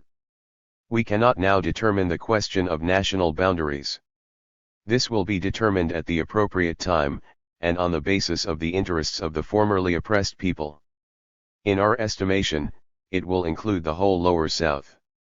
But this question must remain open. The main thing is that the objective basis for a national revolutionary movement directed towards some form of territorial autonomy does exist in the Deep South. Two tendencies in the contemporary nation question. As we have already stated, there is a long-range trend leading objectively towards integration, that is, the amalgamation of the Negro people into the American nation as a whole. But this trend is not peculiar to the Negro national question in the U.S. It operates in all national questions. In the case of the colonies, the imperialist powers are forced in the interest of super-exploitation, to carry through some industrialization. But this is one side of the question. Lenin pointed to two tendencies in the national question, both universal laws of imperialism. There is the tendency toward integration and amalgamation of nations due to the formation of a world market to internationalize modes of production and exchange to bring nations economically together, and to gradually unite vast territories into one integral whole. But imperialism can achieve this unity only by means of violence and oppression, and, as a result, the other tendency arises, which finds its expression in the struggle of the oppressed peoples of colonial and dependent nations to liberate themselves from imperialist oppression. This is precisely the main contradiction of the imperialist system. These two tendencies are utterly irreconcilable under imperialism, because imperialism can only unite nations by force and colonial conquest. For communism, on the contrary, these tendencies are but two sides of the single cause, the cause of emancipation of oppressed peoples from the yoke of imperialism, because communism knows that the union of nations into a single world economic system is possible only on the basis of mutual 43. Confidence and voluntary agreement, and that the road to the formation of a voluntary union of nations lies through national freedom and the right of self-determination. In basing themselves upon the long-range trend towards amalgamation under the aegis of imperialism, the forces of capitalist development of great expansionist power which has lasted well into the era of monopoly and imperialism, the proponents of the direct integration solution to the Negro question negate the counter-trend which is the revolutionary trend towards national freedom. Inevitably, in denying the national revolutionary content of the Negro question, the revisionists slide back into a liberal reformist placing of the question. Thus, the factor of racial discrimination, which we conceive as a particularly aggravated form and device of national oppression, now becomes, according to Allen, the main factor of Negro oppression. He says, the race factor sharpened the oppressive discrimination against the Negro people, and prolonged it even as the objective factors giving rise to it have weakened. My emphasis, Ibid, now the cat is out of the bag. After all these gyrations, these frantic efforts designed to cover an essentially liberal position behind a smokescreen of Marxist-Leninist terminology, it turns out that the new look, the creative application of Marxism-Leninism to the America scene has led to a startling new discovery: the Negro question is essentially a race question. They thus reduce the struggle for Negro rights to a struggle against the superstructural remnant of race prejudice, the economic base of which is rapidly disintegrating as a result of long-range economic trends. This, then, is the meaning behind the new Jackson-Allen formula that the Negro question is the question of a racially distinct nationality or national minority. Revisionist distortion of all class unity. As we have pointed out, the revisionist distortion of Marxist-Leninist theory on the national question boils down to a repudiation of a revolutionary perspective and the liquidation of the party's Negro work. Without a revolutionary perspective, there is no need for a Marxist-Leninist vanguard party. Liquidation of the party, abdication of its vanguard role, and the repudiation of the fight for proletarian hegemony, this is the central theme running through the revisionist position on all questions. But on the Negro question, because of its explosive nature, this theme stands out. 44. Like a sore thumb. It is not accidental that the heaviest guns of the revisionist leadership have been leveled at our party's advanced, revolutionary position on the Negro question. Because revisionism is the theory and practice of accommodation to the ruling class, because the unsolved Negro question is the most sensitive sector of the home front of U.S. imperialism, because of the explosive nature of the contradictions involved, the revisionists seek to gloss over and conceal the profound, revolutionary nature of the struggle for Negro rights in the U.S. Revisionism begins from the social democratic assumption of peaceful, evolutionary transition to socialism. Eliminating the class struggle and the need for the working class to attain and defend its political power, the dictatorship of the proletariat. It denies the need for a Marxist-Leninist vanguard party of the working class. It abandons proletarian internationalism in favor of great nation chauvinism, the most startling example of which was the support of the entire CP leadership, with the exception of Foster, for the U.S. imperialist-provoked counter-revolution in Hungary. This abandonment of proletarian internationalism was further demonstrated by the 16th National Convention, which refused to fix responsibility upon Wall Street for its brutal exploitation of the nations of Latin America, the main stamping ground of U.S. imperialism, and in this context ignoring the problem of the direct colony of the U.S., Puerto Rico. This ideological capitulation to U.S. imperialism was implicit in the general political resolution, which in essence asserted independence from Moscow as a means of making ourselves respectable. This chauvinistic social democratic pattern has been carried over into the field of Negro work with particularly disastrous results. Fundamentally, while the sharpening contradictions and social antagonism involved in the Negro question are demonstrated in life, the right underplays these contradictions and denies the basic anti-imperialist national revolutionary character of the Negro question in the U.S., thereby capitulating to the Wall Street rulers. In theory, the revisionist position belittles the role of the most conscious element in the Negro liberation movement, the Negro proletariat. In practice, it converts the party into a feeble appendage of Negro bourgeois reformism, their enlightened imperialist sponsors among the white liberals, and the social democratic trade union bureaucrats, with their perspective of imminent, peaceful, democratic integration of the Negro people within the framework of the existing social order, dominated by the Wall Street oligarchy. In sum, it means tailism, or more specifically, confining the struggle for Negro rights to that level and within those limits acceptable to the Negro bourgeois assimilationist leaders. 45. The right revisionist line of trailing behind the top NAACP leadership caught the party unaware at the sudden outburst of mass struggle under new, militant, petty bourgeois leadership in the South. This line of easing of contradictions of smooth and easy solution to the Negro question also caught the party unaware at the unleashing of the vicious, determined Dixiecrat counteroffensive of intimidation and terror following the Supreme Court decision, beginning in earnest with the Till case and the organization of the White Citizens Councils, and reaching a new high with the Little Rock school crisis.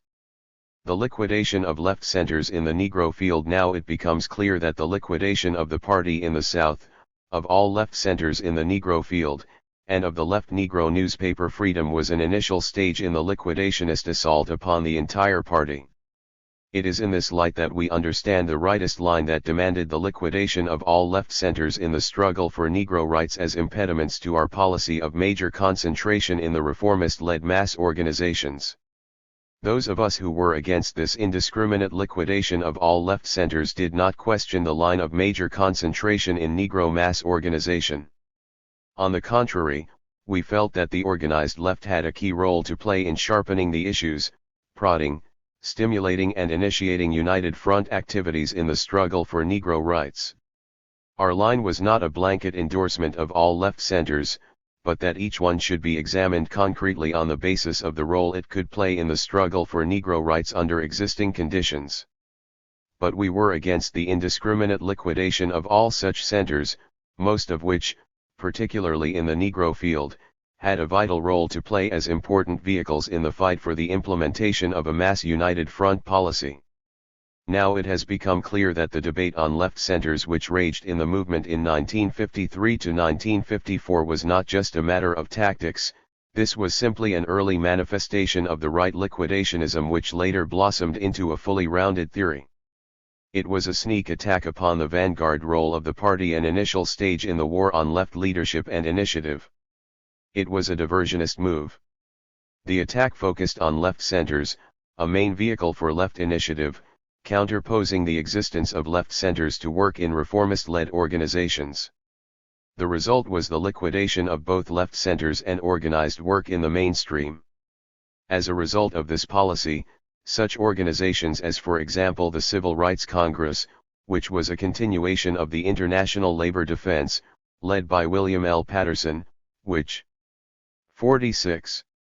Filled a vital need for militant, mass campaigns in behalf of victims of Dixiecrat lynch terror, and as late as the early 50s, led mass struggles around the Willie McGee, Martinsville 7 and Ingram cases, and exposed to the world the savage oppression of the Negro people in the U.S. in the historic appeal to the UN embodied in We Charge Genocide. There was the Negro Labor Councils, which became a leading and directing center of the spontaneous Negro caucus movement which sprung up throughout the country, as a necessary, special instrument to wage a consistent battle for the rights of Negro trade unionists. This spontaneous movement expressed the lack of faith of Negro workers in the trade union bureaucracy to carry on a consistent struggle for Negro rights.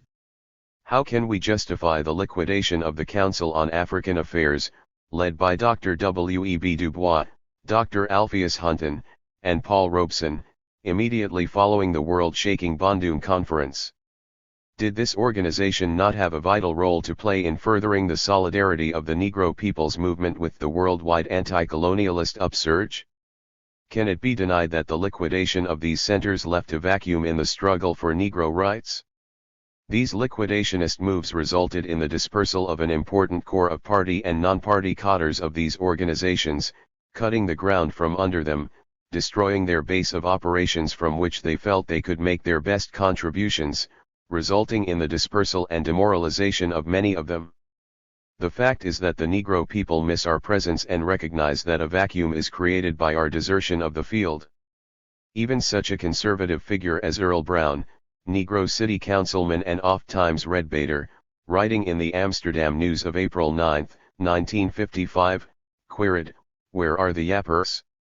Yapping, he explained, is a method of talking constantly and sometimes even fighting for equality and the obliteration of Jim Crow and discrimination. Clearly, Brown felt keenly the lack of left and communist initiative outside of the right-led organizations. He even waxes nostalgic about the old times of the 30s and 40s when the communists showed the Negro and labor how to squawk and to bring pressure to bear in high and low places. What is needed now as much as in the 30s and 40s is somebody to keep currently in the mind of the U.S. people the fact that, in spite of Supreme Court school decision and in spite of token gains here and there, the Negro is still getting a swift boot economically, politically, socially, and otherwise. The thinking behind the policy of liquidating all left centers. 47. In the Negro field was the idea that the NAACP adequately covered the whole field of Negro freedom struggle, that any other movement would be a splitting movement, comparable to dual unionism. Mann and Hastings, for a mass policy in the Negro field, February, 1955, Political Affairs. The fundamental idea behind this line was that the communist left was not a constituent part of the Negro struggle, and must, therefore, retire from the field. This line, which was implicit in the liquidation of left centers, became explicit in the resolution on Negro work of the 16th National Convention. How all-class unity was transformed into class collaboration. The line of liquidation of all left centers had its theoretical rationale in a crass, opportunist distortion of the correct principle of all-class unity to mean the unchallenged leadership of the Negro bourgeoisie in the Negro liberation struggle. In the hands of the revisionist leadership, this correct principle of all-class unity, emphasizing the leading role of the Negro workers, was transformed into its opposite to become an instrument for class collaboration. To this revisionist leadership, all-class unity meant the leading role of the Negro bourgeoisie in building all-class unity. For example, the following estimate was made in a report to the New York State Committee of the Communist Party in reference to the NAACP. This is not just a petty bourgeois organization as some believe. It is, in fact, the principal coordinator of the Negro people's movement. It is an all-class instrumentality for the expression of the demands of this movement, but this in no way diminishes its growing role in economic struggles. The Negro People and the National Crisis by Ben Carver, Party Voice Supplement, July-August, 1954. With the Supreme Court decision of May 17, 1954, the party leadership threw all caution to the winds and went into panegyrics of praise for the top reformist leadership of the NAACP. The crassest example was Doxey Wilkerson's article in Political Affairs on the political significance of the Supreme Court decision, claiming that it was the result of the outstanding leadership of Thurgood Marshall, the hero of the Supreme Court battle, ignoring the role of the international situation. In this article, Wilkerson concluded that the idea of proletarian hegemony was a purely theoretical question, having no significance to the present day. The party's leadership estimate of the Supreme Court decision, 48, was not shared by Dr. Mordecai Johnson, president of Howard University, who said, "There is no question that the Supreme Court decision against segregation was dictated by international considerations. Before the American people even knew it, it had been translated into 40 languages. One would conclude from this that the power of world socialism wrested this concession from American ruling circles." Quoted in Daily Worker, January 11, 1955. Is the Negro movement mainly a bourgeois effort? We find that the theory behind this revisionist distortion of all-class unity within the Negro movement was elaborated by Charles T. Mann in his pamphlet Stalin's Thought Illuminates Problems of Negro Freedom, published in 1953. This pamphlet, which is an outstanding example of a dogmatic, unhistoric approach to the Negro question, was widely circulated in the party, and served as the opening gun in the attack upon the party's Negro working class cadres, especially its trade unionists, who, according to Mann's position, were left sectarian in that they did not accept bourgeois leadership. Mann's arguments closely approximate those of Comrade Jackson. This pamphlet served as the main rationale for the opportunist distortion of the correct slogan of all-class unity, interpreting it to mean the uncritical acceptance of the Negro right reformist leadership at the present time and for the foreseeable future a rejection of our main strategic aim, which is to build and consolidate the leading role of the Negro working class and the vanguard role of the party in the Negro freedom struggle. In my unpublished and much maligned and distorted manuscript submitted in 1954, I criticized Mann's line, which conceived the Negro national movement as mainly a bourgeois effort, placing greatest emphasis on the struggle of the Negro bourgeoisie for markets. In an attempt to bolster this position, he quoted extensively from Stalin's authoritative work, Marxism and the National Question, published in 1912, that is, in the pre-October period, in which Stalin, in dealing with bourgeois nationalist movements of that period, stated that the national movement in its essence is always a bourgeois struggle, one that is chiefly favorable to the bourgeoisie. Comrade Mann failed to note, however, what Stalin said about the essence of the national question in 1926, in his polemic against Semish, who denied the revolutionary character of the national question in Yugoslavia, evoking Stalin's 1912 work in an effort to prove his case. Stalin said, "In my speech in the Yugoslav Commission, I said that two stages 49 must be distinguished in the presentation of the national question by the Russian Bolsheviks, the pre-October stage, when it was a matter of the bourgeois democratic revolution and when the national question was regarded as part of the general democratic movement, and the October stage, when it was a matter of the proletarian revolution and when the national question had become a constituent part of the proletarian revolution. The national question in the present epoch has changed in that the essence of the national question lies at present in the struggle of the masses of the people in the colonies and of the dependent nationalities against financial exploitation, against political enslavement, and the cultural effacement of these colonies and these nationalities by the imperialist bourgeoisie of the ruling nationality. What significance can the competitive struggle between the bourgeoisies of the various nationalities have when the national question is presented in this manner? Certainly, not a decisive significance, and in certain cases not even important significance.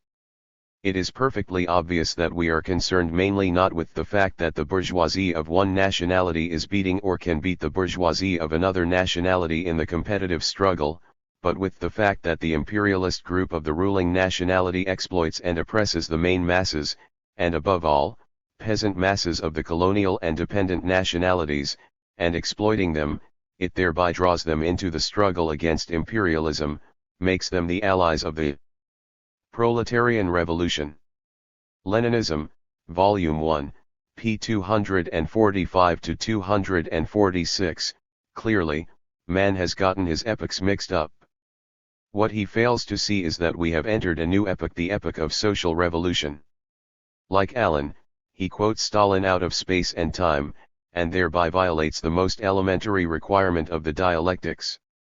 He fails to take into account that what was correct in one historical situation may turn out to be incorrect in another.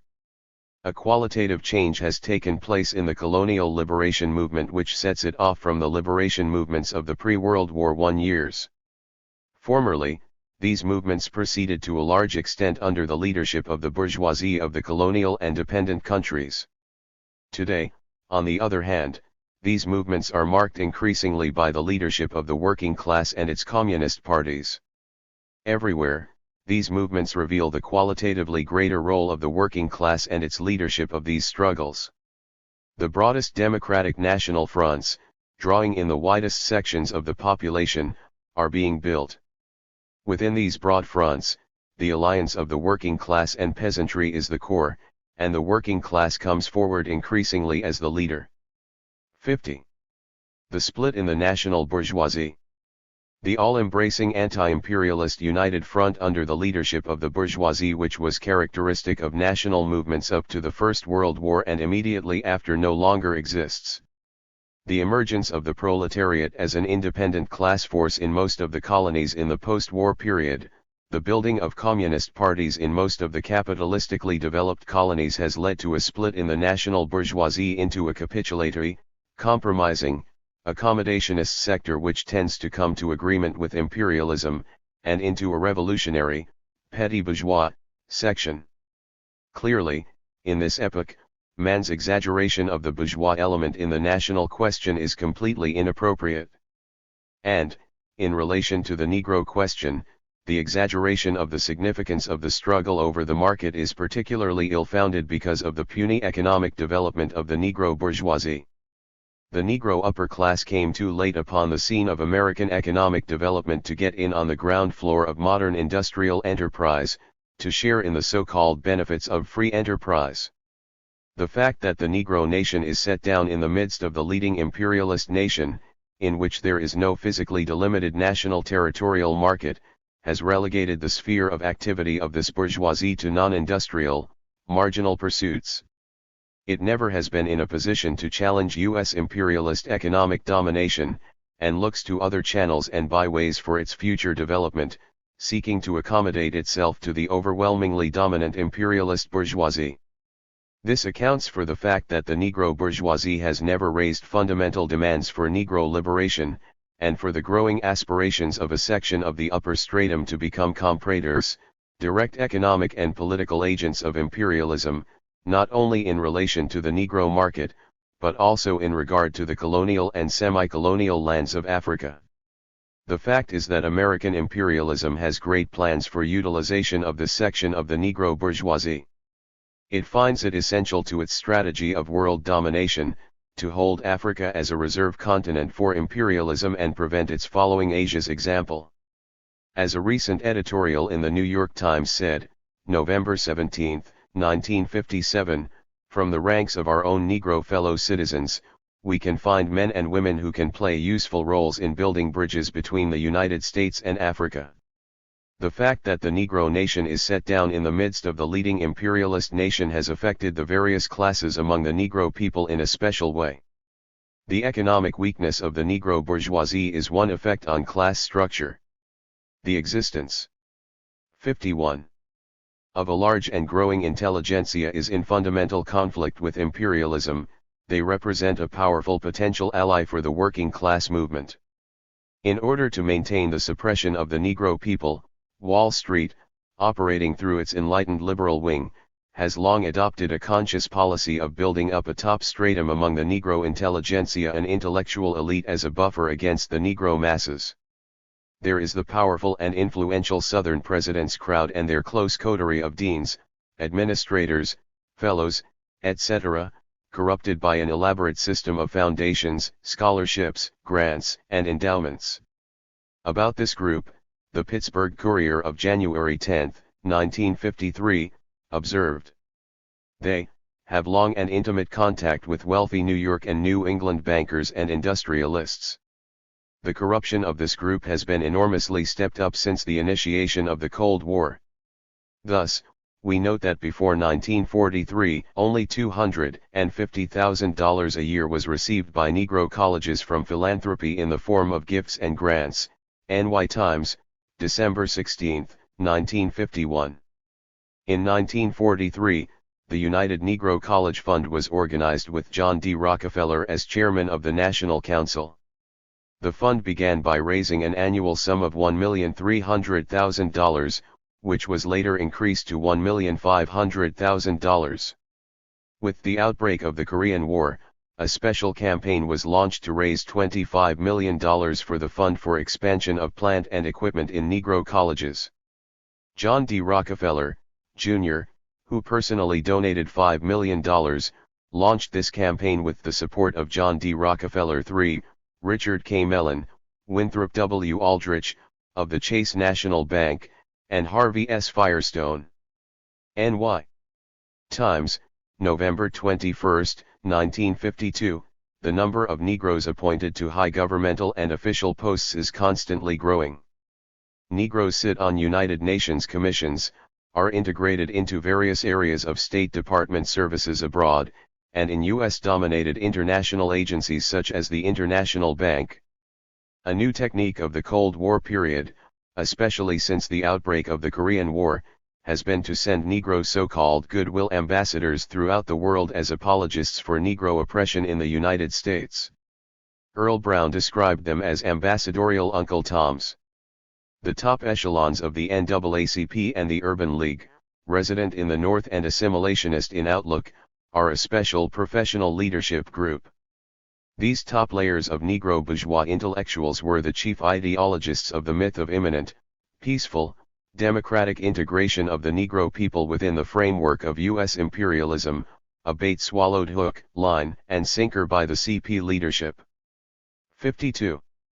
The influence of this top assimilationist group within the Negro movement does not derive from its economic strength, but because of its control of the main media of mass influence in the Negro community, the press, educational and cultural institutions, etc. It is the dispenser of white ruling class patronage. It has strings extending into the top leadership of the whole complex of Negro life on all levels, ministerial alliances, professional and fraternal organizations, women's organizations, etc. They have received heavy support in the columns and editorials of the big capitalist press. This coddling and encouragement by the enlightened imperialist group of Wall Street has been a main prop of their influence. U.S. imperialism takes a new look at the Negro question. World imperialism, in its frantic attempt to prop up its collapsing colonial empires, has adopted a new look in colonial policies, the substance of which is concessions under threat of revolution but no fundamental change. Beneath a facade of nominal independence, it seeks to maintain and extend its essential economic domination. These new forms and techniques are intended to meet new conditions, but, as Palmatude has stated, not in order to commit suicide or liquidate itself, but in order to continue to promote its age-old aim of extracting the super profits of colonial exploitation. R. Palmatude, Crisis of Empire, p. 13. At the same time, wherever possible, and especially in the less economically developed colonial areas, the imperialists maintain and strive to strengthen the classical form of direct colonial exploitation. This is the sum and substance of the new look, inspired and led by U.S. imperialism, which has developed such policies for more than half a century in the exploitation of the countries of Latin America. In a phrase, their policy is to Latin Americanize the world. Essential to this role of world leader as U.S. imperialism seeks to play it, is the presentation of the USA as an anti-colonialist power, actually and traditionally, as the champion of the liberating ideals of Lincoln and Jefferson.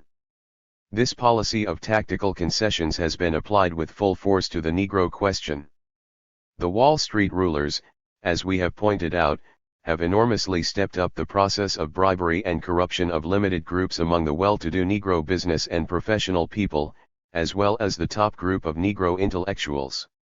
The purpose of these tactical concessions is to strengthen the position of the Negro reformists within the Negro freedom. 53.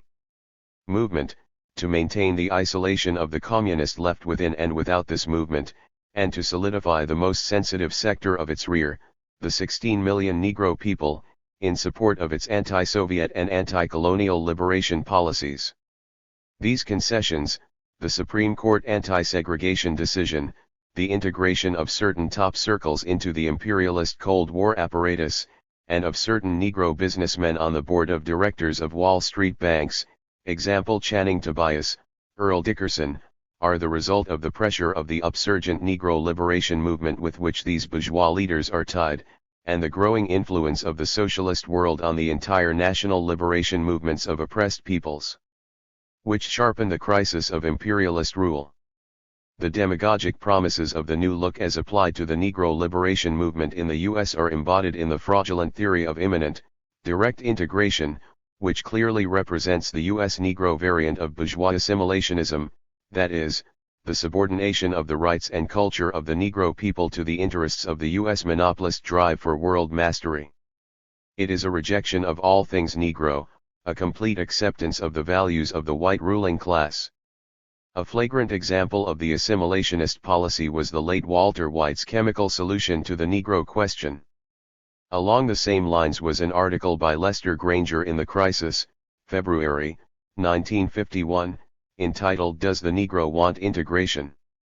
He tells the Negro who wants to get ahead in the world through integration that he must shed rustic mannerisms, methods of dress, the chip on the shoulder and all other impediments to integration. The characterization of the Negro bourgeoisie as exaggerated Americans by E. Franklin Frazier in the book, Black Bourgeoisie, is an expression of indignation at this assimilationist trend on the part of an honest Negro intellectual. This characterization is certainly accurate in regard to the top leadership group.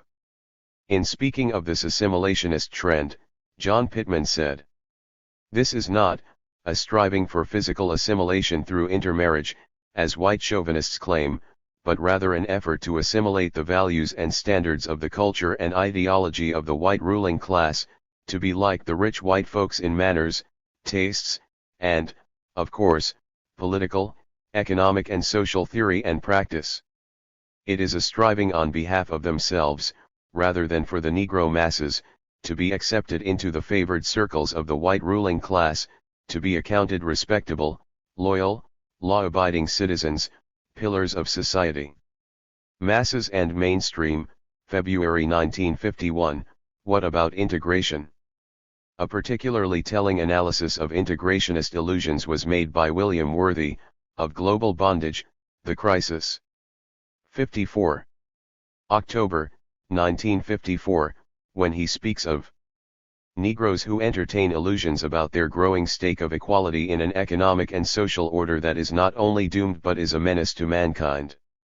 By thinking almost exclusively about the winning of civil rights, Negroes are walking backwards into the future envisioned by the sophisticated conservative, namely, a corporate form of garrison state bristling with external hostility and hated by all the colored peoples of the world.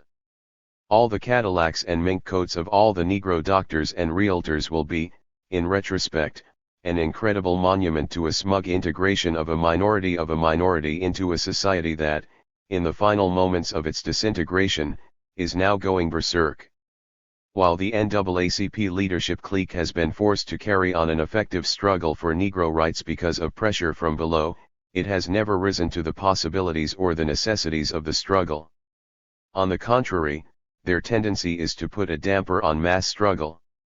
Theirs is a self-perpetuating leadership with ties directly to the enlightened liberals of Wall Street and the social democratic trade union bureaucrats. This tie-in is reflected in their board of directors. This does not mean that the upper stratum and its spokesmen have ceased to offer opposition on domestic issues, not that it has surrendered its claim to speak for the Negro people as a whole. But support of the Wall Street policy of world conquest and colonial aggrandizement determines the boundaries and character of their opposition. This opposition is carefully framed to avoid embarrassing their white liberal and social democratic friends. It is characterized by sabotage of mass struggle for Negro rights, and red-baiting attacks upon the communists and the left. On domestic issues, such as Fair Employment Practices Commission, school integration, etc., they carefully couch their protest in such a way as not to stimulate, but on the contrary, to frustrate mass militancy. Theirs is a loyal opposition developing within the framework of class collaboration and compromise. This opposition is essential, however, for maintaining a base among the Negro masses, and thus safeguarding the conditions for bargaining with U.S. imperialism. Thus, even on domestic issues, the top leadership group attempts to keep a tight rein on the local organizations and branches in order to frustrate their militancy. Even though this opposition has no deep foundations and is, in itself, of little significance, it can assume importance and be turned to the advantage of the mass struggle provided that the party and the left forces understand how to take advantage of the conflicts arising between this opposition and U.S. imperialism and how to integrate this opposition with the widest agitation among the masses both within and outside the organizations led by 55. Bourgeois reformists. The chief feature, however, of the bourgeois reformist opposition is that it exerts an essentially negative, breaking and retarding influence upon the development of the mass struggle insofar as it is able to influence the masses. The dominant characteristic of this bourgeois reformist leadership is that even in the process of opposition they not only vacillate, but constantly seek to compromise with the imperialist ruling class, to arrive at new agreements based not on the interests of the Negro masses, but to favor the special interests of their class strata and to enhance their own prestige vis-a-vis the Negro masses. Whatever progressive vigor they do possess can be exploited and brought forth only on the basis of a policy of united front from below based upon the Negro workers and their real allies, the farming masses of the South and the urban petty bourgeoisie and petty bourgeois intelligentsia. Here it is important to bear in mind Lenin's tactical injunction, the principle of the necessity of the CP in each country of making use of every possibility to secure mass allies for the proletariat, even though they may be temporary, vacillating, wavering, unreliable. The split of the Negro bourgeoisie into a compromising, vacillating section and a revolutionary, petty bourgeois, section has long taken place. The first mass breakaway from the assimilationist top group took place with the Garvey movement of the 1920s. Under the peculiar conditions of U.S. life, the petty bourgeois nationalist movements have historically taken utopian, escapist directions. When the Negro working class emerged as an independent force under the leadership of the Communist Party during the 1930s, it carried along with it large sections of the petty bourgeois masses. The all-embracing unity of the Negro people was restored under the Roosevelt New Deal alliance. In the post-war period, with the breakup of the New Deal alliance at the outset of the Cold War, the top, assimilationist group was able to carry the petty bourgeoisie along with them. Although there were important objective reasons for the re-establishment of the leadership and prestige of the right Negro reformists, the extended boom period, red-baiting repression and intimidation, and the tactical concessions made by the ruling class to bolster the prestige of the right reformists, the main subjective factor was the refusal on the part of the party leadership to recognize that the broad Roosevelt coalition no longer existed. The attempt to gloss over the realignment of class forces in the Negro movement when the right reformist leadership supported the Wall Street policy of world domination was a serious default of our international obligations, and facilitated the efforts of Wall 56 Street imperialism to consolidate its sensitive rear. Thus, the exaggeration of the bourgeois element in the Negro movement, and the policy of trailing behind the top NAACP leadership and glorifying and embellishing their role in the struggle for Negro rights actually facilitated the drive towards war. We are now entering a new period, when the top right reformist leaders are unable to deliver the goods to fulfill their promise to the Negro masses. In the approaching period of economic crisis and disillusionment of the masses both in perpetual prosperity and imminent integration, the influence of this top reformist leadership, which has been bolstered by the concessions of the ruling class, is being rapidly undermined. The latent split in the ranks of the Negro bourgeoisie during this whole post-war period is now coming to the fore. Indications are already in evidence in the South, with the mass boycott movements, and in the North, with the rapid growth of nationalist movements in urban centers, example the Muslims. But these petty bourgeois movements cannot consistently fight. Their tendency is toward utopian direction. The conditions are maturing for reasserting the leadership of the Negro working class, and forging the revolutionary alliance of all-class unity based upon the Negro proletariat, peasantry, and petty bourgeoisie, isolating the capitulatory, reformist leadership, undermining their influence among the masses. The winning of proletarian hegemony in the Negro liberation movement is the main strategic aim of the present period. Clearly, the rightist line of trailing behind the top, accommodationist leadership of the NAACP, ascribing to them the role of sole organizer and coordinator of the Negro movement, has nothing in common with the universally valid concept in regard to the national colonial question of all-class unity. All-class unity at this stage is not an all-embracing concept, but it is a strategic alliance of all classes whose fundamental interests run counter to imperialist rule. These classes are the proletariat, the peasantry, the urban middle strata, small business people, petty bourgeois intelligentsia, professionals, and a section of the upper stratum, whose attitude towards imperialism is by no means uniform. The movement for all-class unity of the Negro people for full equality throughout the country must base itself on the fight for full freedom of the Negro in the Deep South, the source of Negro oppression throughout the country. There, this movement must derive its main strength from, and base itself increasingly upon the most oppressed sections of the Negro masses, the urban proletariat and its most immediate and stable allies, the agrarian masses, especially the poor tenants and sharecroppers. In other words, while all classes must be united on the basis of struggle for their immediate and fundamental demands, the alliances of Negro. 57. Workers and farming masses of the South must be pivotal in the building of genuine anti-imperialist unity. Within this freedom front, the main stress must be made on the fight for the advancement of the leading role of the Negro industrial workers as the most powerful, resolute, and consistently revolutionary force, led by the communist vanguard, in the person of its Negro cadres. The Negro proletariat is the only force that can build the genuine unity of the people against the Wall Street Dixiecrat oppressors, and inject into their freedom struggle a consistently anti-imperialist content and character, and effect its alliance nationally with their most powerful potential allies, white labor, and with the World Camp of Peace, national liberation, and socialism. A very great segment of the Negro population outside the South is industrial workers, forming a basic part of the most exploited workers hostilely disposed towards the collaborationist labor bureaucracy. This situation adds immeasurable strength to the struggle for full freedom in the South, creating a formidable salient for Negro liberation into the leading urban centers of the U.S.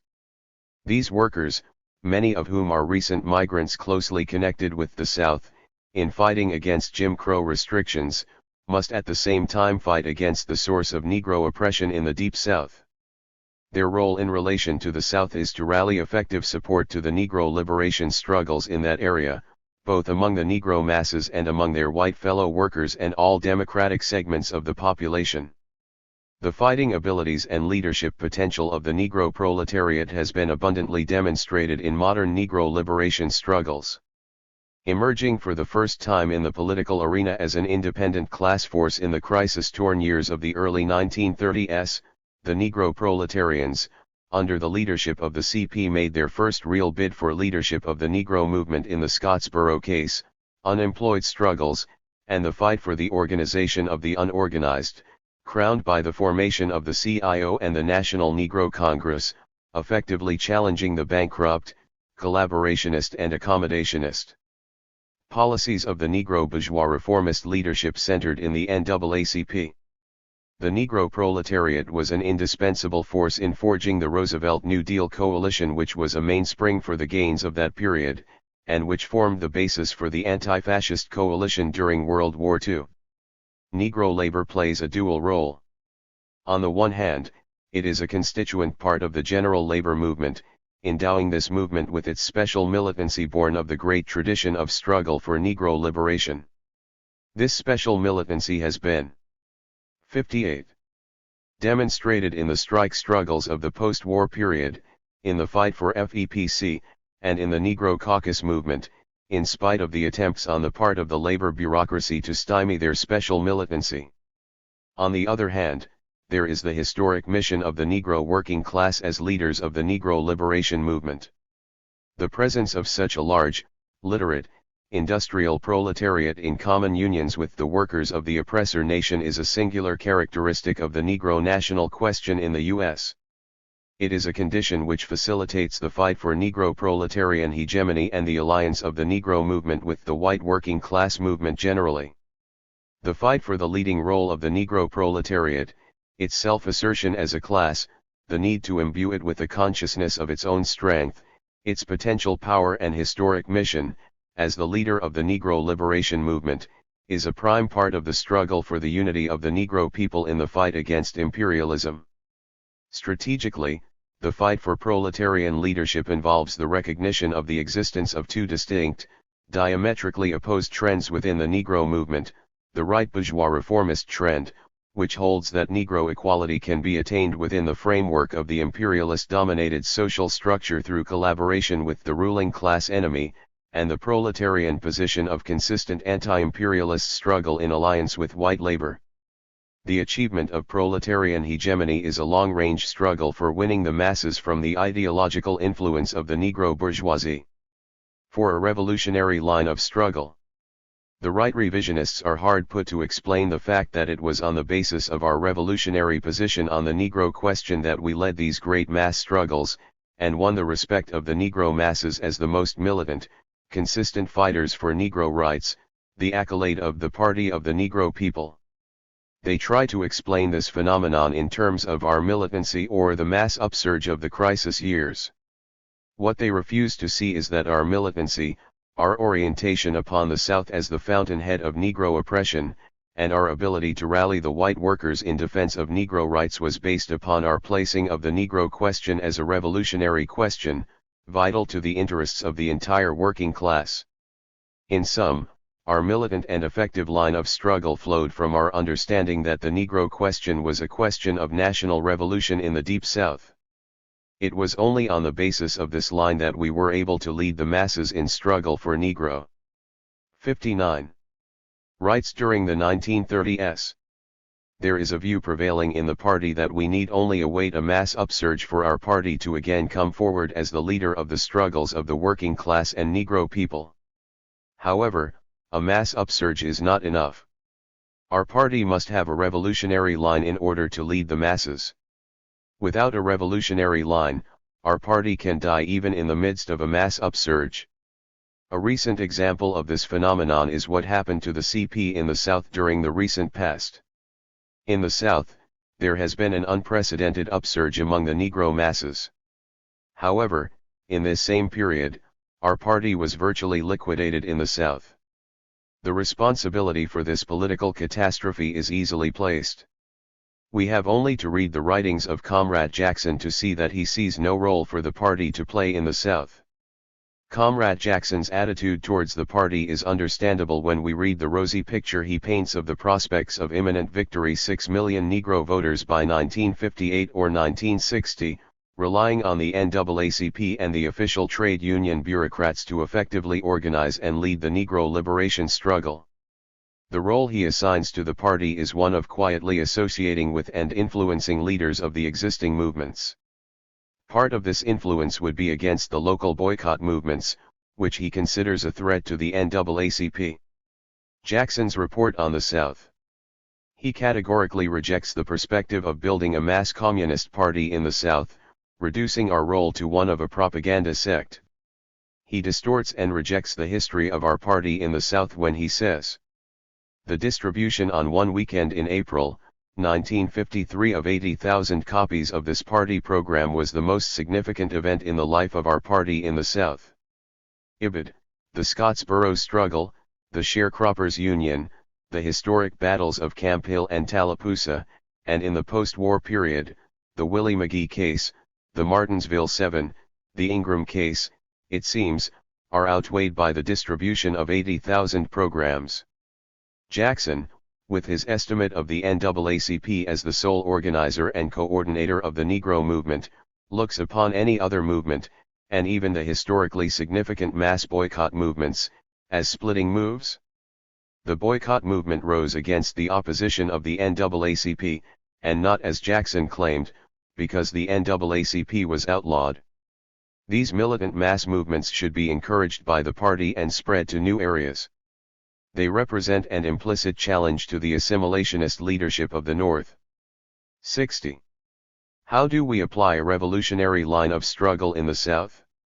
A concentration of our forces for work among the Negro working class and farmers in the Deep South? Yes, but what kind of work? Work towards what end? What must be the features of this work? Against whom must it be directed? What must it accomplish? Unless these and other related questions are answered in detail, without confusion or ambiguity, our work can go for naught, and actual damage can be done. For there is reformist work and revolutionary work, there is work that aims to unleash a mass movement, and work that quells it, work that leads the oppressed masses and work that tails along behind them, work that succeeds in linking the economic and political issues, and work that separates them, work that builds the Communist Party as a vanguard, leading an indispensable force, and work that liquidates the party, considering it of insignificant importance. What are the distinguishing features of a consistently anti-imperialist, national liberation movement? 1. The movement must derive its main strength from and base itself progressively on the masses of the most oppressed classes and strata, the workers and the peasants. Their activity is to be the main characteristic feature of the movement. 2.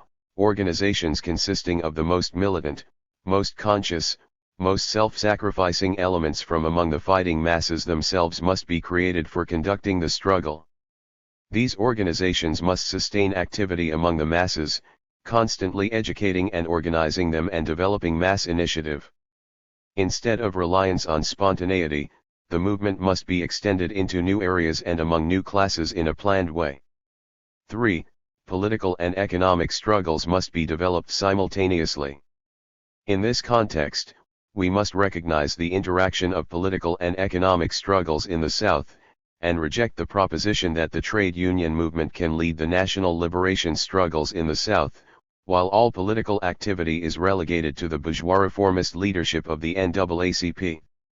Our perspective in this area must be to build the CP among the Negro workers in the South, form an anti-imperialist national front with the revolutionary petty bourgeois movements in that area, and move into the countryside to organize the semi-feudally oppressed farming masses. Our experience has been that economic organizations in the countryside, the Sharecroppers Union, become immediately transformed into political organizations, since it is impossible to make economic gains and organize the masses without the sharpest political struggles in that 61 area. Thus, the organization of the semi-feudally oppressed agrarian population in the Black Belt is the task of the National Liberation Front. For truly, we can wait from now until doomsday for the reformist trade union bureaucrats to organize the Negro agrarian masses of the Black Belt, which would be a direct challenge to the very foundations of monopoly capitalist rule. The struggle to impart to the movement these specific features is inseparable from the struggle for proletarian hegemony. Thus, the building of a mass communist party is an indispensable condition for the growth of a revolutionary movement and its victory. Such a party can be built only by sharp ideological struggle against the Negro reformists, by the inclusion of socialist consciousness in the working class and advanced masses, and by a policy of bold recruitment into the party of the most conscious and militant elements from the masses. This is the programmatic significance of our position that the Negro question is a question of national revolution in the Deep South. The correctness of our basic approach to the Negro question was proved during the struggles of the 1930s.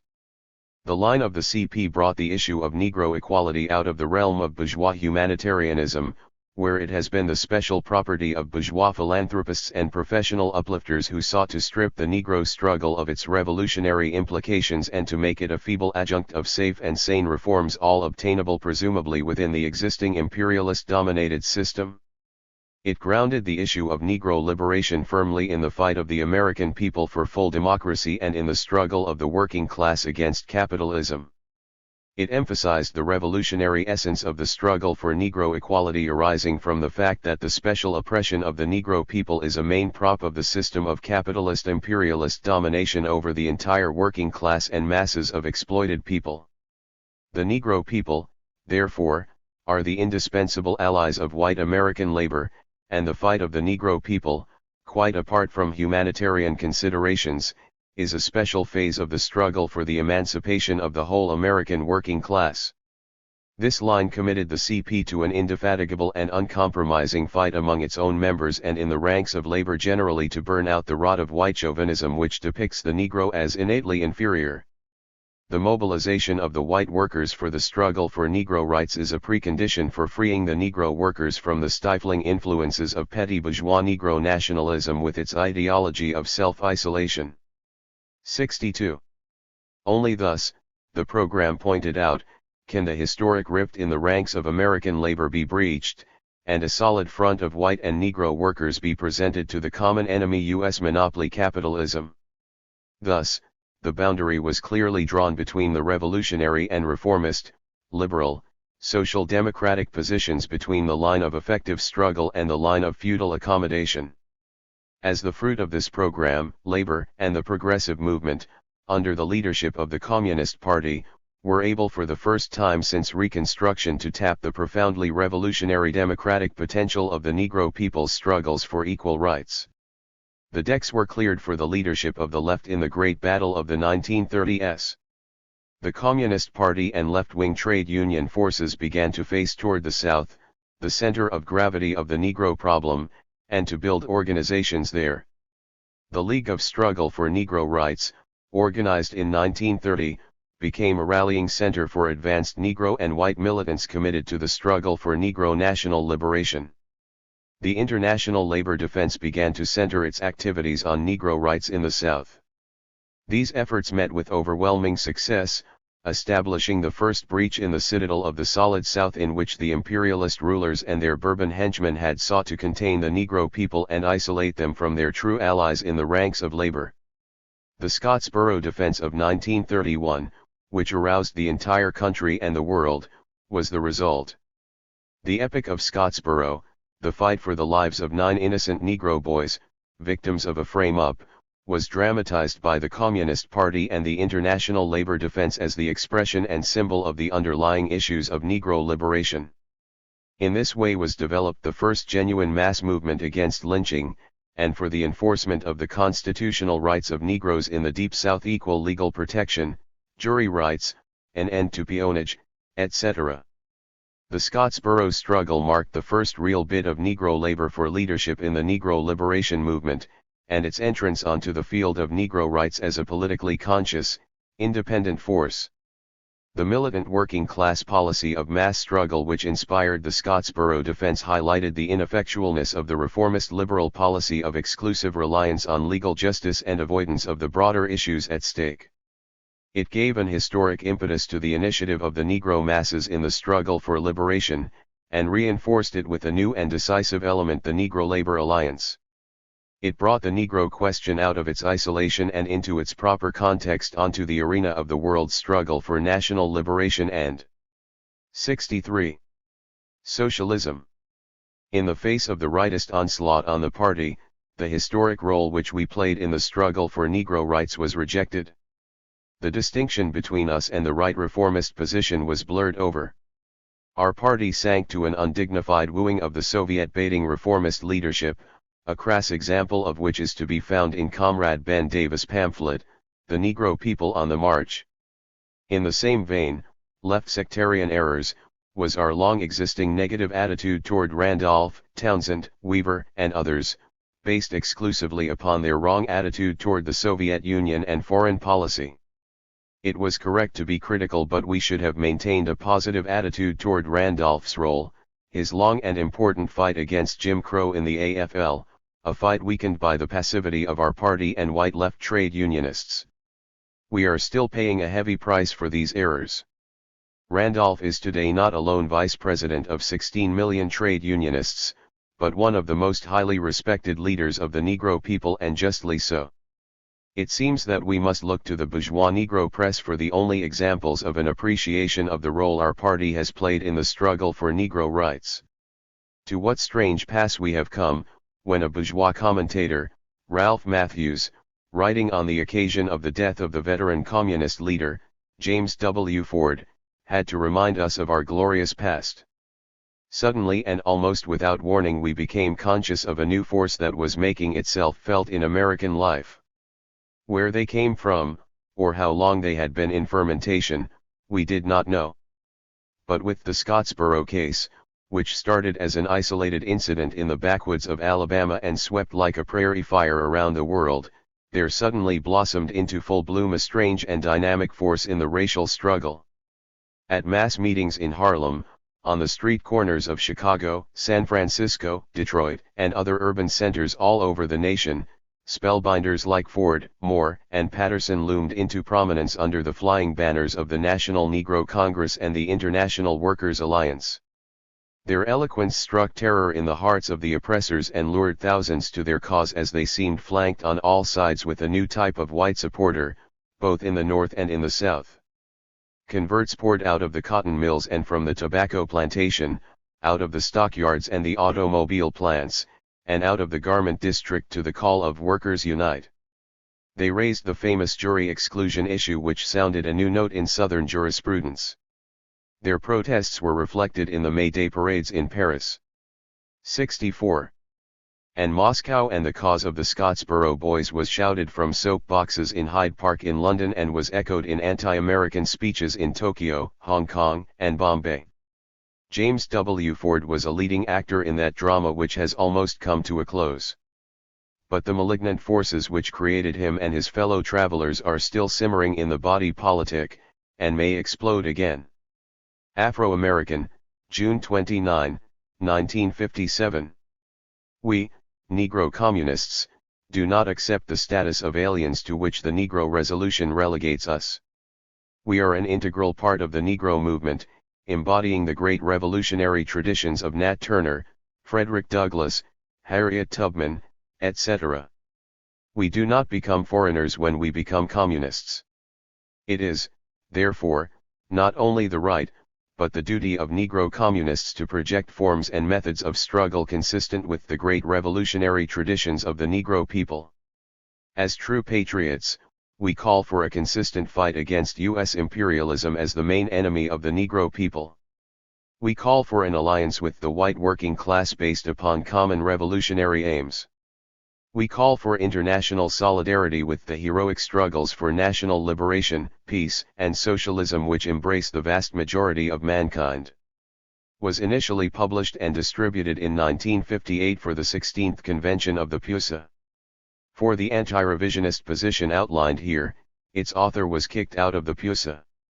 Was a longtime member of the Communist Party and former delegate to the Third International, Comintern. As a delegate, he was one of the architects behind the 1928 and 1930 resolutions recognizing black people in the United States as an oppressed nation, and the black struggle as a national liberation struggle. This position led to massive gains for the PUSA in the South during the interwar period, which was quickly lost after the dissolution of the Comintern in 1943 and the abandonment of this line by the PUSA. The PUSA continues to reject this thesis today.